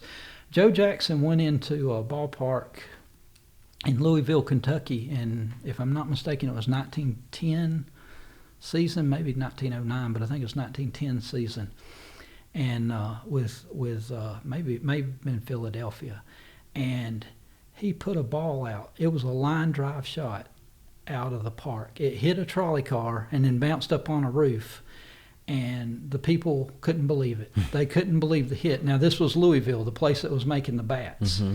And in the paper, they talked about it very heavily. I mean, I don't think they'd seen anything like it. Yeah. It was just a rocket shot out of the park. And before Joe was even playing his rookie season, Joe already had a baseball bat named after him, the Joe Jackson model. Mm-hmm. And I think that was part of it. Those people in Louisville knew this was going to be a tremendous hitter. And it is from the one hit that he put out of the park there. But so, and you know, that's amazing. Somebody that wasn't even a rookie already had his baseball bat named after him, mm-hmm. the Joe Jackson model, before he even started his rookie season. Incredible. Yeah. So you've got access to a time machine. You can use that time machine to go back in time and watch one baseball game. Where are you going? Oh, wow. Which one would I go to? I think it would be the one that Joe played after he was out of baseball. I just think because of what was going on, Joe went down to Hackensack, New Jersey. Mm-hmm. Yeah. And Hackensack, he was playing a lot of games around there. And I remember he played for the Hackensack team, and they beat another rival team, and that got the other rival team all upset because they knew they had Joe Jackson mm-hmm. on the team and different things like that. But at this time, Kennesaw Mountain Landis was after these ball players. Right. He didn't want them playing at all, didn't want them making any kind of money. And he was actively going after them. He was going after any team that played with them, any team that played for them. Any stadium that allowed them to play inside? They were passing out cards in the major league ballparks to say give Joe a fair chance, or mm-hmm. give them a fair chance in baseball, let them back into baseball. And ballparks were told to go in there and get rid of anybody that was giving out these cards, mm-hmm. to just shut it down. They didn't want any kind of anything happen with these Black Sox players. But Joe went into Hackensack and he played against a team, and I don't know if they called them. I think they were called the Virginia Giants. Well, if you knew anything or know anything about baseball back then, when you were playing the Giants, sometimes, and a lot of times, that referred to a black team, mm-hmm. and that's what Joe was playing. Mm-hmm. He was playing against a group of black players. This was so taboo back then for white players to go play against blacks, mm-hmm. and it had to be what an unreal game to go sit there and watch. Yeah. You know, they had to really, I don't know if they appreciated it or they really wanted to beat these guys. I'm sure it was a little of both. Oh yeah. And so if I had any game I would like to go see, I think that would probably be the one. There's many others I would love to see, but that would probably be the one just because of all the circumstances. And I can guarantee you that this didn't set well with Kennesaw Mountain Landis because of his history. Well, when we were talking, about how you've been in this pursuit of hunting down old box scores and things, it's not easy to find the Major League box scores. It's not easy to find the Textile League box scores. I would assume it's impossible to find those barnstorming box scores where mm-hmm. he might have played one day in a town, and it might not have been under the name Joe Jackson. Like, how do you go about looking for that stuff? Is there some sort of geographical pattern where you're like, okay, well, this makes sense, the route he was taking, he's in Hackensack, New Jersey this day, he might be in Vermont the next day, or how do you even go about trying to hunt that stuff down? And the stuff that I did, I focused on his professional career. So I didn't really delve too much into when he was playing with Waycross in Americus, Georgia. Mm-hmm. I didn't go into that, so I didn't venture into that. Even when he was playing up in the barnstorming, I just picked up a lot of whatever information was out there. I picked it up and started putting it in just to get, I was just looking for any kind of information to put in there. Mm-hmm. I wasn't really going for box scores when he was playing out of baseball.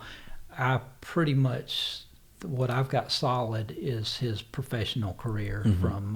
minor leagues all the way up to the majors when he was finished up. I did also get his 1932 season, though, which is when he was playing back with the Greenville Spinners. He wasn't supposed to be, but he was back with the Spinners, and he played like 6 or 7 games there and did very well. Matter of fact, there's an old photo that Cox fella took. He was a popular photographer around Greenville, and he had went out to the game that day. And Joe, here he was, 44 years of age in 1932, somewhere around in there. And up there, you could see he was overweight and making that Joe Jackson swing at the ball. And you can tell he just hit that ball right when the guy took the picture. And the paper said he hit a home run out of the park right when he swung that bat. Yeah. And it was pretty neat to see, yeah.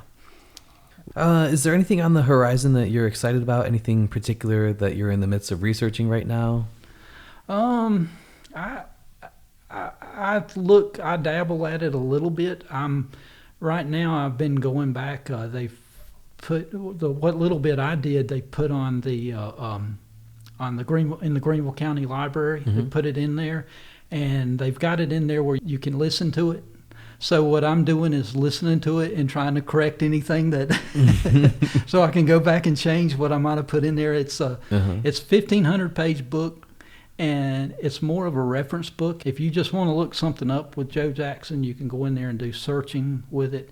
And if you read a book on Joe Jackson and you want to compare it with my book, you can do searches. If you want a little more on the story about what they might have told you in one book, you can go in there and find out a lot more because it's so in-depth. But many people wanted me, when I was doing the book, they said, well, if you'd cut it down a little bit, we would help you publish this book. I didn't want to do that. I like it just the way it is. I don't want any money for it. I just want it to get put out there and people to enjoy it, do research with it. And I'm still working on trying to make sure I got everything correct in place, but I think it's pretty accurate. There's, a few things there that I can maybe look into a little more and put a little more into it, but I think it's very accurate. Well, when we redo the website for the museum, we would definitely be interested in having it up there. But in the meantime, where can people access that book? Yeah, that you just go to the Greenville County Library. It's in the local section. They put it in with the local information there. So if you go to the Greenville County Library, it is in digital form, so you basically can pull it up on your computer. It's free. I think you'll enjoy it if you enjoy baseball history, just searching through it. Some folks just want to read the first parts of the season because that's when they were doing all the spring training. When you get into the real baseball, it's telling you the hits, the runs, the things.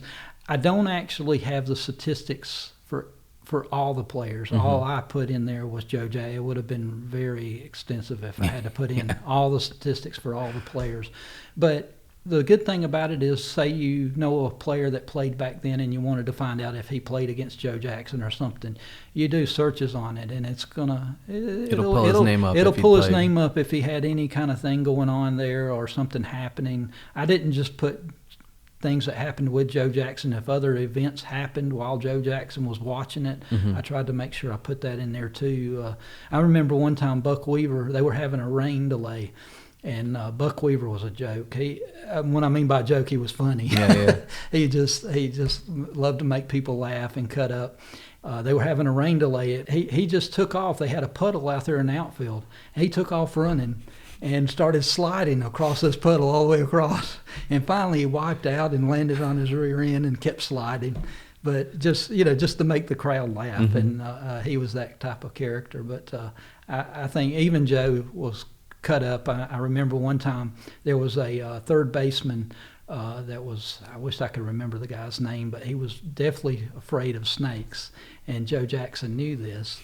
And so Joe caught a snake out in the outfield.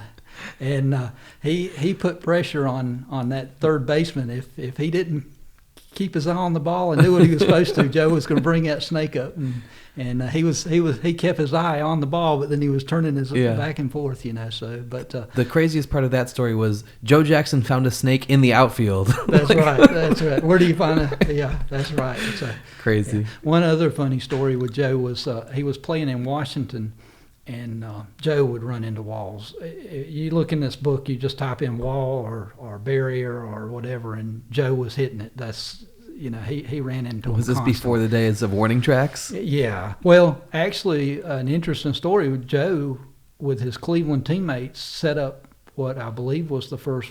Well, I wouldn't say I'm sure many players did it, but with his Cleveland teammates, he either played center or he played right field in Cleveland, and he played first base for about 2 weeks, but he set up a kind of a make-believe warning track. Once they got a certain distance to the wall, Joe had them give him signals where he was at, because he was running into walls, Right. banging himself up. And what I was going to tell you about was so funny was he was playing in, I think this was when he was with the White Sox, but he was playing in Washington, and I think I know they had a bull that used to be out in the outfield. It was an advertisement. And Joe went back to catch a ball, and he ran slap into that bull. And he caught the ball, but he was laying there on the ground. He was injured, and the papers read that he was gored by that bull. He was laying out there. They said he got gored, but he was laying on the ground. But got hit many times in the head. Joe Jackson. You would think about it. I try to make people understand the type of hitting that they had to do back then. Joe Jackson stood. If you watch Joe Jackson standing at the plate, he was as close as you can get with his back foot to home plate. Now, he was back away from it a little bit as far as backing up, but his foot was as close as you can get to the line without going over the line. When he would start his swing, his front foot would actually go out over the plate. He would start his foot going over the plate. If you think about that, he's sitting right at that plate. Nobody does that today. I've watched ball players; they're all back, either way back, or they're. But he was right up at the plate. Where did the pitcher have to pitch the ball? They definitely couldn't go inside on them, or they're going to hit them. They either had to go over the plate, or they had to throw a ball outside the plate. If they wanted to get a strike, they had to go over the plate. And Joe Jackson would pull out. His front foot would pull out either a foot away from where he was at, or a foot and a half away. So he would turn out. He would do a twist almost. And his eyesight was so tremendous, and his ability to get back to the ball was so solid that he never missed them. And but I believe he was just a real hard player to pitch to because of the way he batted. I mean, you don't see anybody doing that nowadays, but just the fact that he was so tight on that plate. But he got hit a number of times because of it. Now, he's not one of the high numbers in being hit, but he did get hit a number of times, and I know he's gotten hit 2 or 3 times in the head. One time the ball went back out to the pitcher. It hit Joe so hard. Jeez. And I remember one time he just threw his hands up in the air, spun around about 2 times, and then fell to the ground. And then he was laying there. They drug him to the bench. And then when he came to, he realized he got to go to first, so he jumped back out and ran to first base, and he was back at it. But that's the way those guys played that game back then. They knew that was their livelihood, and they kept going, So, but to think about that and to face those pitchers, the players today don't, they still have to worry about a ball coming at them, but they've got a helmet on, they've got, and Joe and them, they didn't have that ability, and the different type balls they were pitching. Unreal. Yeah. Just a major difference between the today's game and back then. Is there anything that we didn't cover that you would have liked to have gotten to? Oh, I know there's a lot that we didn't. We can do this again. Oh, yeah. We might have to, because there is. I know you've got way more stories than just one episode worth, so. Yeah, there is a lot more to cover in Joe Jackson's life. But, no, I think I think Landis is a whole story in itself. A lot of people talk about the gamblers and everything that were involved in this. Chicago, during the 1916 season, Chicago was vastly becoming a stronghold with gambling. They probably were already that way, but they were using the telephones. Back then, telephones were becoming, and they were using the telephones to go from city to city. They had a guy named Monte Tennis that ran the gambling stuff around there. He had total control of the police. he was in Kennesaw Mountain Landis's courtroom twice that year, and Kennesaw Mountain Landis let him go twice that year, and he let other criminals go many times. He had the opportunities, and whether he couldn't do anything with them or whether he didn't do anything with them, I don't know.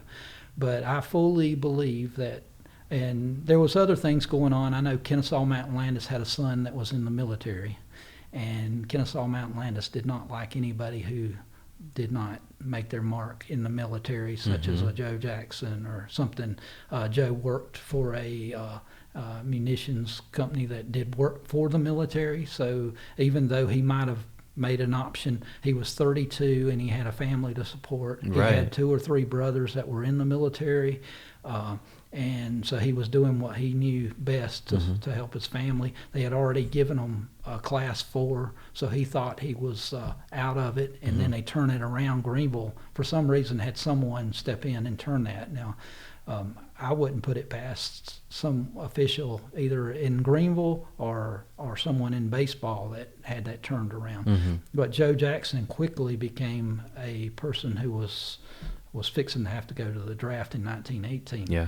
And he ended up going into the shipbuilding business. Well, when he came back in 1919, the media was all over it. Joe Jackson was the one who took baseball down. That's what they looked at. And Joe Jackson always said, he said they were trying to get back with. I never fully understood what he was trying to say, but they felt like, many of the media felt like Joe Jackson was the one that took baseball down because he was one of the first. He wasn't the first, but he was one of the first to go into the shipbuilding industry, and then others followed. And so when he came back, they were acting like, well, you're not even going to be Kaminsky. And Kaminsky wasn't. He was already saying, I'm not putting them back on my team. Anybody that was in, these guys aren't coming back. Well, once they seen the war was over and everything was, they changed he wanted their his team back. Yeah, he wanted his team back, right. And he wanted his tremendous player back. Right. And so he said, oh well, and he started saying, well, the fans want it, so we're gonna put Joe back on the team. And he did. Well, the media was still after Joe, and they said, well, he's going to go all around the league and everybody's going to be against him. That first day, I think he got it might have been him or Eddie Collins. Eddie Collins was did go to the Marines, but one of them came up. Joe actually came up and received something. I don't know if he got a gold watch. I think he did. But Joe came up and received something from his rooters, his fans, right before he came to his first bat. But the crowd cheered him. I mean, they cheered him big time. Yeah. And then he never had any problems with that afterwards. The fans all looked forward to seeing him. That year, they made a lot of money, made a tremendous amount of money, and even 1920, the year after that, they made a tremendous amount of money. Joe Jackson, from 1913, started making $6,000 a year. By 1919, Joe Jackson was still making the same $6,000 a year he was making in 1913. He never got any increases, one of the greatest baseball players ever, and never was getting. And I'll tell you the reason why that was. Eddie Collins, who played second base, was making around $15,000, somewhere around there. And it was even put in the papers. This stuff everybody knew. Ty Cobb was making around 15. 20. Was he making 20? I know he was making 15 to 16. He was making a lot of money. But Eddie Collins was college educated. If he left baseball, they knew he could go get a pretty good job. Ty Cobb had already invested in Coca-Cola, GM. He had plenty of money. Joe Jackson, if he left baseball, he was going back to the mills to play ball, and they knew it. And so that's how they were paying Joe Jackson. And because of the reserve clause that they had in baseball, there had no repercussions. They had the Federal League come in that was going to help these players get more money. Kennesaw Mountain Landis, who was in charge of, had the Federal League come to court. He turned the Federal League, he basically let it just die off. And in 1915, it did die off. And Kennesaw Mountain Landis was a big reason why it died off. Well, who becomes commissioner a few years later? The guy that let baseball keep its monopoly. As far as Kennesaw Mountain Landis, I feel when he made that verdict in 1921, and he said that he kicked the White Sox out. What he was doing was he was showing his power, not over the ball players, but over the gamblers. Right. And he was using the ball players. He was using those ball players to do that. Yeah. And he did show his power because it did stop gambling, but he couldn't stop it in his courtroom. Mm-hmm. He had to do it on a roundabout way using players to do it, and I think that's part of it. I know there was other things going on there, but I feel firmly about that, you know. Well, we can definitely talk more about that next time because we have to do this again. Oh yeah, I enjoyed it. You are a wealth of knowledge and information, and you know, being part of the museum, we're lucky to have you here. So. We at the museum, we have got some tremendous volunteers here. They're getting better all the time, and I know you're going to come in, take over, so we're excited about that. We just got a lot of tremendous, you know, great volunteers, and I think it's going to make us one of the best. So, you know. I hope so. Yep. Cool. Yeah. Well. How can people find you if they want to get in touch with you or give you maybe they are the one who has the 1910 New Orleans Pelicans pennant and they want to donate it to you? If they want to donate that, I'll definitely get. But no, just if they want to talk with me, just get in touch with the museum. Okay. Like I said, I put that stuff out at the Greenville County Library, and I'd love for people, if they're interested, to check that out. I think that would be tremendous. Resource for them if they're interested in that. But you know, it's been a lot of fun, and if they find out any new information, pass it on to the museum because we would all love to know it. Cool. Know? Yep. All right. Well, thank you so much, Mike. I all right. appreciate your time, and we'll do this again. All right. Very cool. good. Thanks, Mike.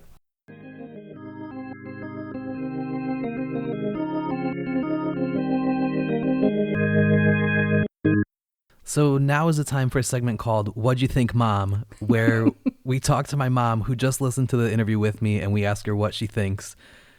This is my real mom. She's my actual mom. Her name is Lori, but I've always just called her Mom. Can you say something to prove that you're my mom? You were so cute with those baby blue eyes when you were born. We will edit that out later. So what'd you think?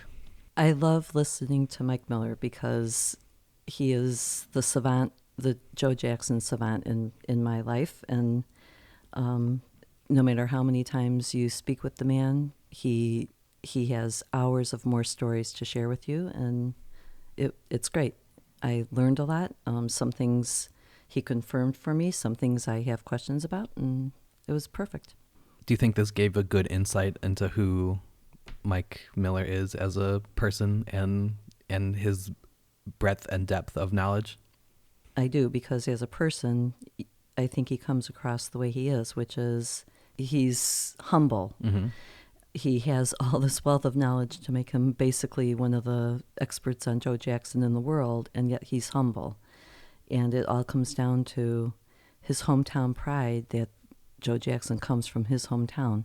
And that's what drives him to create a 1,500-page book and drive around the country and look up and box refer scores. to it as his little research. And that he gives it away for free because he doesn't care about cutting it down and having someone publish it. He's not cutting it down. Mm-hmm. This is what it's supposed to be. Mm-hmm. And finds a venue where he can share it with other researchers. Yeah. Let's just go through a little bit chronologically of what he talked about, and we can narrow down some finer points and fact check on stuff. So he mentioned Tom Perry and his book. His book was called Textile League Baseball, South Carolina's Mill Teams, 1880 to 1955. So it's kind of a hard book to find out there. I think there's some copies on Amazon, but it's not super easy to find. So if that's a book that you guys are interested in, you can type in that title. Tom Perry was one of the reasons why we kept coming back to the vintage games in the first place. He was just this warm, generous, kind person. What do you remember about Tom Perry? Again, just a very humble guy who, when I found out he was an author, because this wasn't the only book he had written, he wrote another fictionalized version of Joe and Katie's marriage, which I had and enjoyed. And you just would never know it by talking to him that he was that guy. And it was again, such an important part of sharing the heritage of this area and pulling it across, and being now a major reference, a major resource for other researchers. Mm-hmm. Yeah, not too many books have been written about the textile leagues, so he definitely was one of the foremost experts on it. Unfortunately, he passed away a couple years ago. Just a great guy. Miss him a lot. A great guy. Then later on, Mike was telling the story about Champ Osteen. Mm-hmm. He was born in 1877 in Hendersonville, North Carolina. Played in 1903 for the Washington Senators, 1904 for the New York Highlanders that turned into the New York Yankees, as we mentioned. Then played minor league ball for a few years and was back in the majors, 1908 and 1909, both with the St. Louis Cardinals. So he did have a short major league career, but yeah, was definitely one of the guys who made it out. Right, a local hero. Yeah. And same thing, Hyder Barr, we were talking about him for a while. Connie Mack was famous for wanting educated and specifically college-educated ball players on his teams. Hyder Barr was a graduate of Davidson College and was a teammate of Joe's on the Greenville Spinners in 1908. So Connie Mack sent a scout to go check him out. And then when the scout was there, he was like, hey, so Hyder Barr's good, but you guys need to hear about this Joe Jackson guy too. So That's how that ended up happening. Barr ended up playing parts of the 1908 and 1909 seasons with the Philadelphia Athletics, just like Joe Jackson, but he only got 12 hits in those 41 games that he played, so he didn't really last in the majors that long.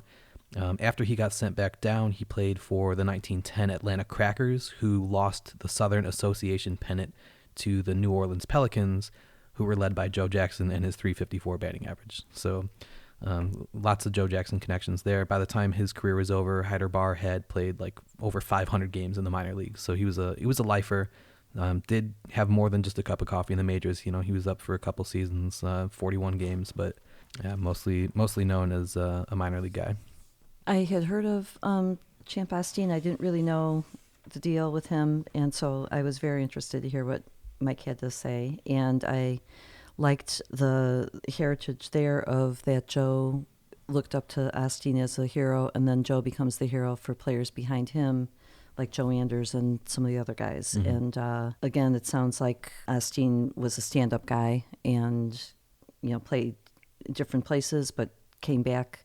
The story that he told about coming back to play July 4th. Sorry, Coach, I got another gig for this one.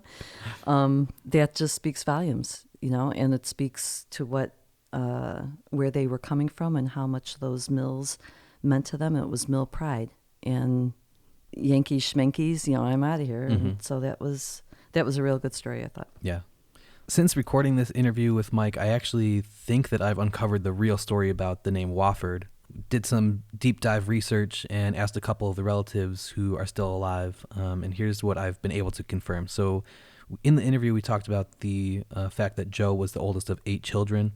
The next oldest, Lula May, was born November 3rd, 1889, and knowing that, we can absolutely, with 100% certainty, rule out 1889 as a possible birth year for Joe, because he was born July 16th, and if she was born November 3rd, there's no way that that could have taken place. So 1889, we also confirmed, was the year on his death certificate. Right. So there's another instance of 1889 being the year that is claimed, but there is no way that that's possible. Right. So anyways, back to the chronology. So after Lula May, a boy named David was born in 1892, and then following David were twins that were born in 1895, Lee Earl and Ernest. So Lee Earl had a son named Joseph Wofford Jackson. We're not sure where that name Wofford came from, but Mom, you mentioned that that's a big name around this right. part of the country. When you live in the South, you quickly realize that family names are all over the place. The same family names, and Wofford is a huge name in Spartanburg. There's Wofford College. It's where the Carolina Panthers have their training camps.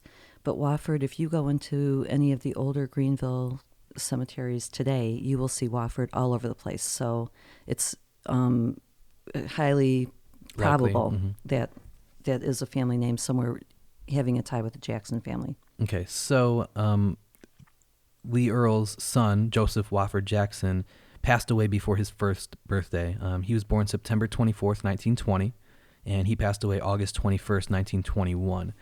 And it's interesting because most of the legal documents that we have seen pre-1920 list Joe's name as Joseph Jefferson Jackson. Starting in about 1921, a lot of the legal documents either only list or also list the initial W or the name Wofford. So the impression that I got from the family members that I talked to was that Shoeless Joe was so broken up about the death of his nephew that he adopted the middle name Wofford as a sign of respect and remembrance for that child. So, up until that point, his name had only been Joseph Jefferson Jackson, but to the best of our current knowledge, that is where Joe got that second middle name from. A little speculation on the name aspect of it, but pretty cool to be able to absolutely rule out one of the possible years for Joe's birth. Right. And that is a big thing to try and nail down.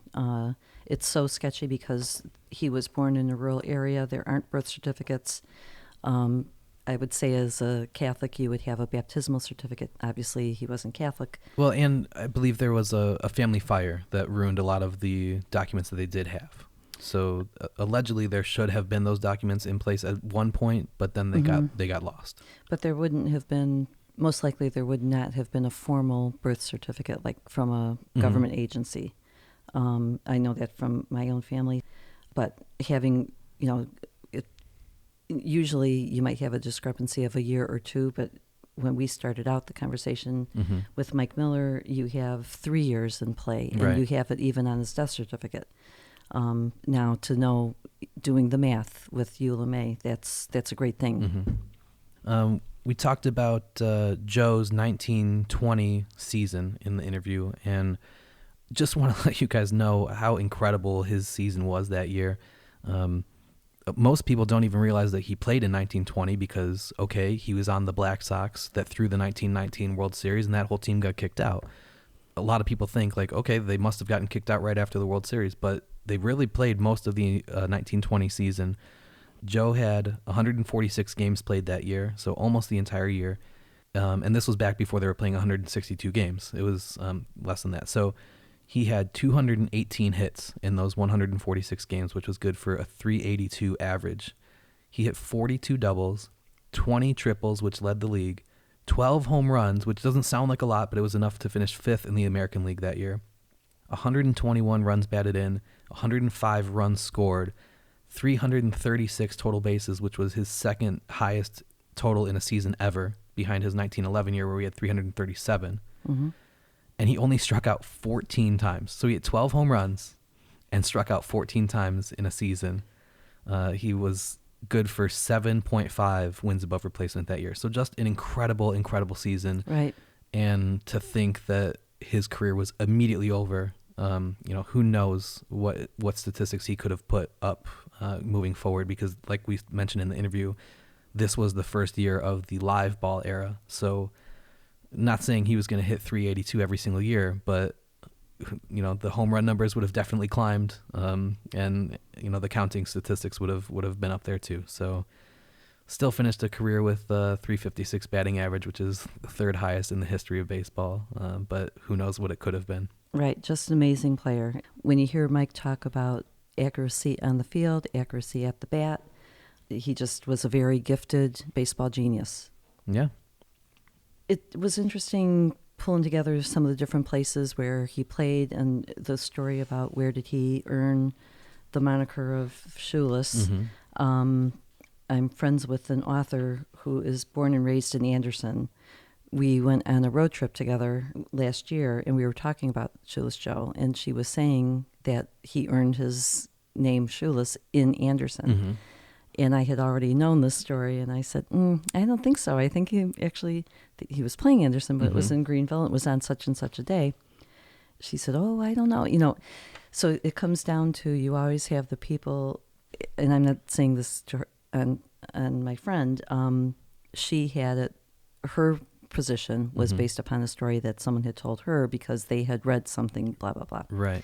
But I have Mike Miller in my corner, so I know they played in Greenville.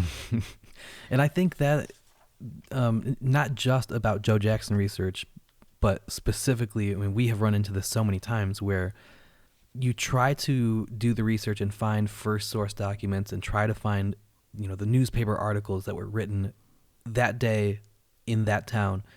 But just because you find that doesn't mean that it's necessarily true. Mike told the story about the prank that the scoreboard operator played. Right. So, okay, it was in the newspaper, but that's not what really happened. Absolutely. So it's been a real struggle for us and for any researcher to try to narrow down and determine what is fact, even to the point of the street that Joe lived on. Wilburn, Wellborn, Wilburn. Like, I've seen it spelled so many different ways because sometimes they go to the street and look at the street sign, or sometimes they listen to somebody say it, or sometimes, there's just so many different ways that facts, in air quotes, can be, relayed and documented. And so to try to determine which sources are the ones worth trusting, that's kind of a hard thing to do as a researcher. But the other thing you have to keep in mind when you're researching, especially when you're going back as far as this is, where you don't have as many current sources of the period. When you look at the street name, for example, the city does even change things along the way. So you have the original plat file that's called one thing. It's spelled one, maybe two L's, and it's Wilburn or whatever. And then all of a sudden, within 7 years, when people are actually living on it, now it's become something else. I love that when Mike talked about how the thing he remembers, besides his sainted wife being with him that first year of marriage, was that they lived, and I don't know which came first, but that they lived, the parallel street over from Joe. And there we go. We're off to the races. And it was just interesting seeing the connection to Joe he had from the time he's throwing papers and walking around the ballparks of the mills, not realizing but wondering what happened on these fields. These mini cathedrals, these small churches of baseball. And you and I have walked around many of those fields. One thing I did want to say was when he was talking about the transition of Joe's family coming from Pickens County and coming over to Brandon Mill, I did a personal tour with the person who is the leading expert on textile mill history, not the baseball side necessarily, but mill history, knowing exactly who built the mills, when they in the cartel that was formed, 18 mills within 3 miles to form the Crescent City, which was a nickname of Greenville.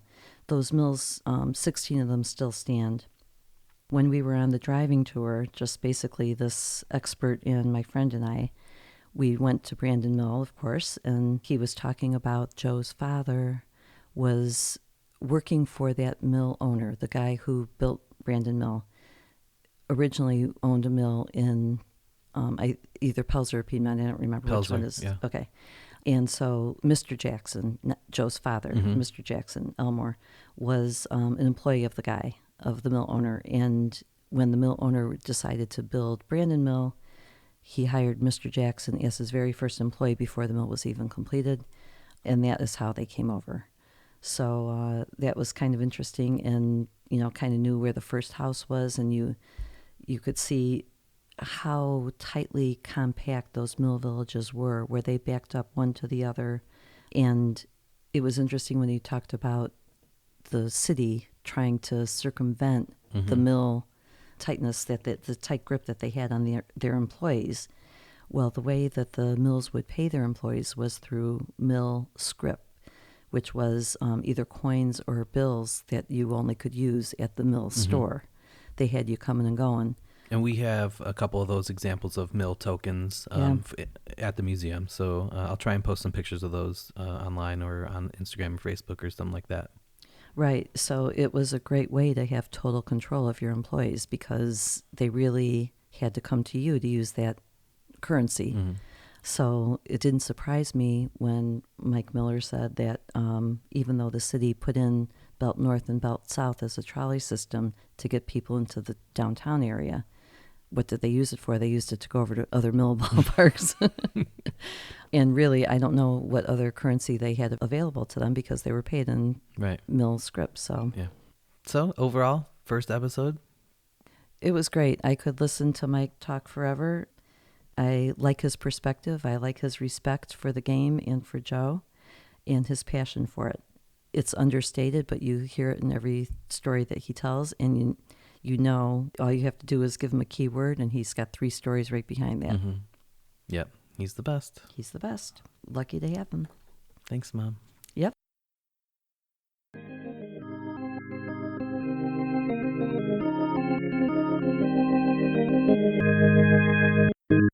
Okay, so that's it. In the introduction of this episode, I mentioned a trivia question that you can answer to win something, and here's how you can do that. First, make sure that you're following us on Twitter at Shoeless Podcast.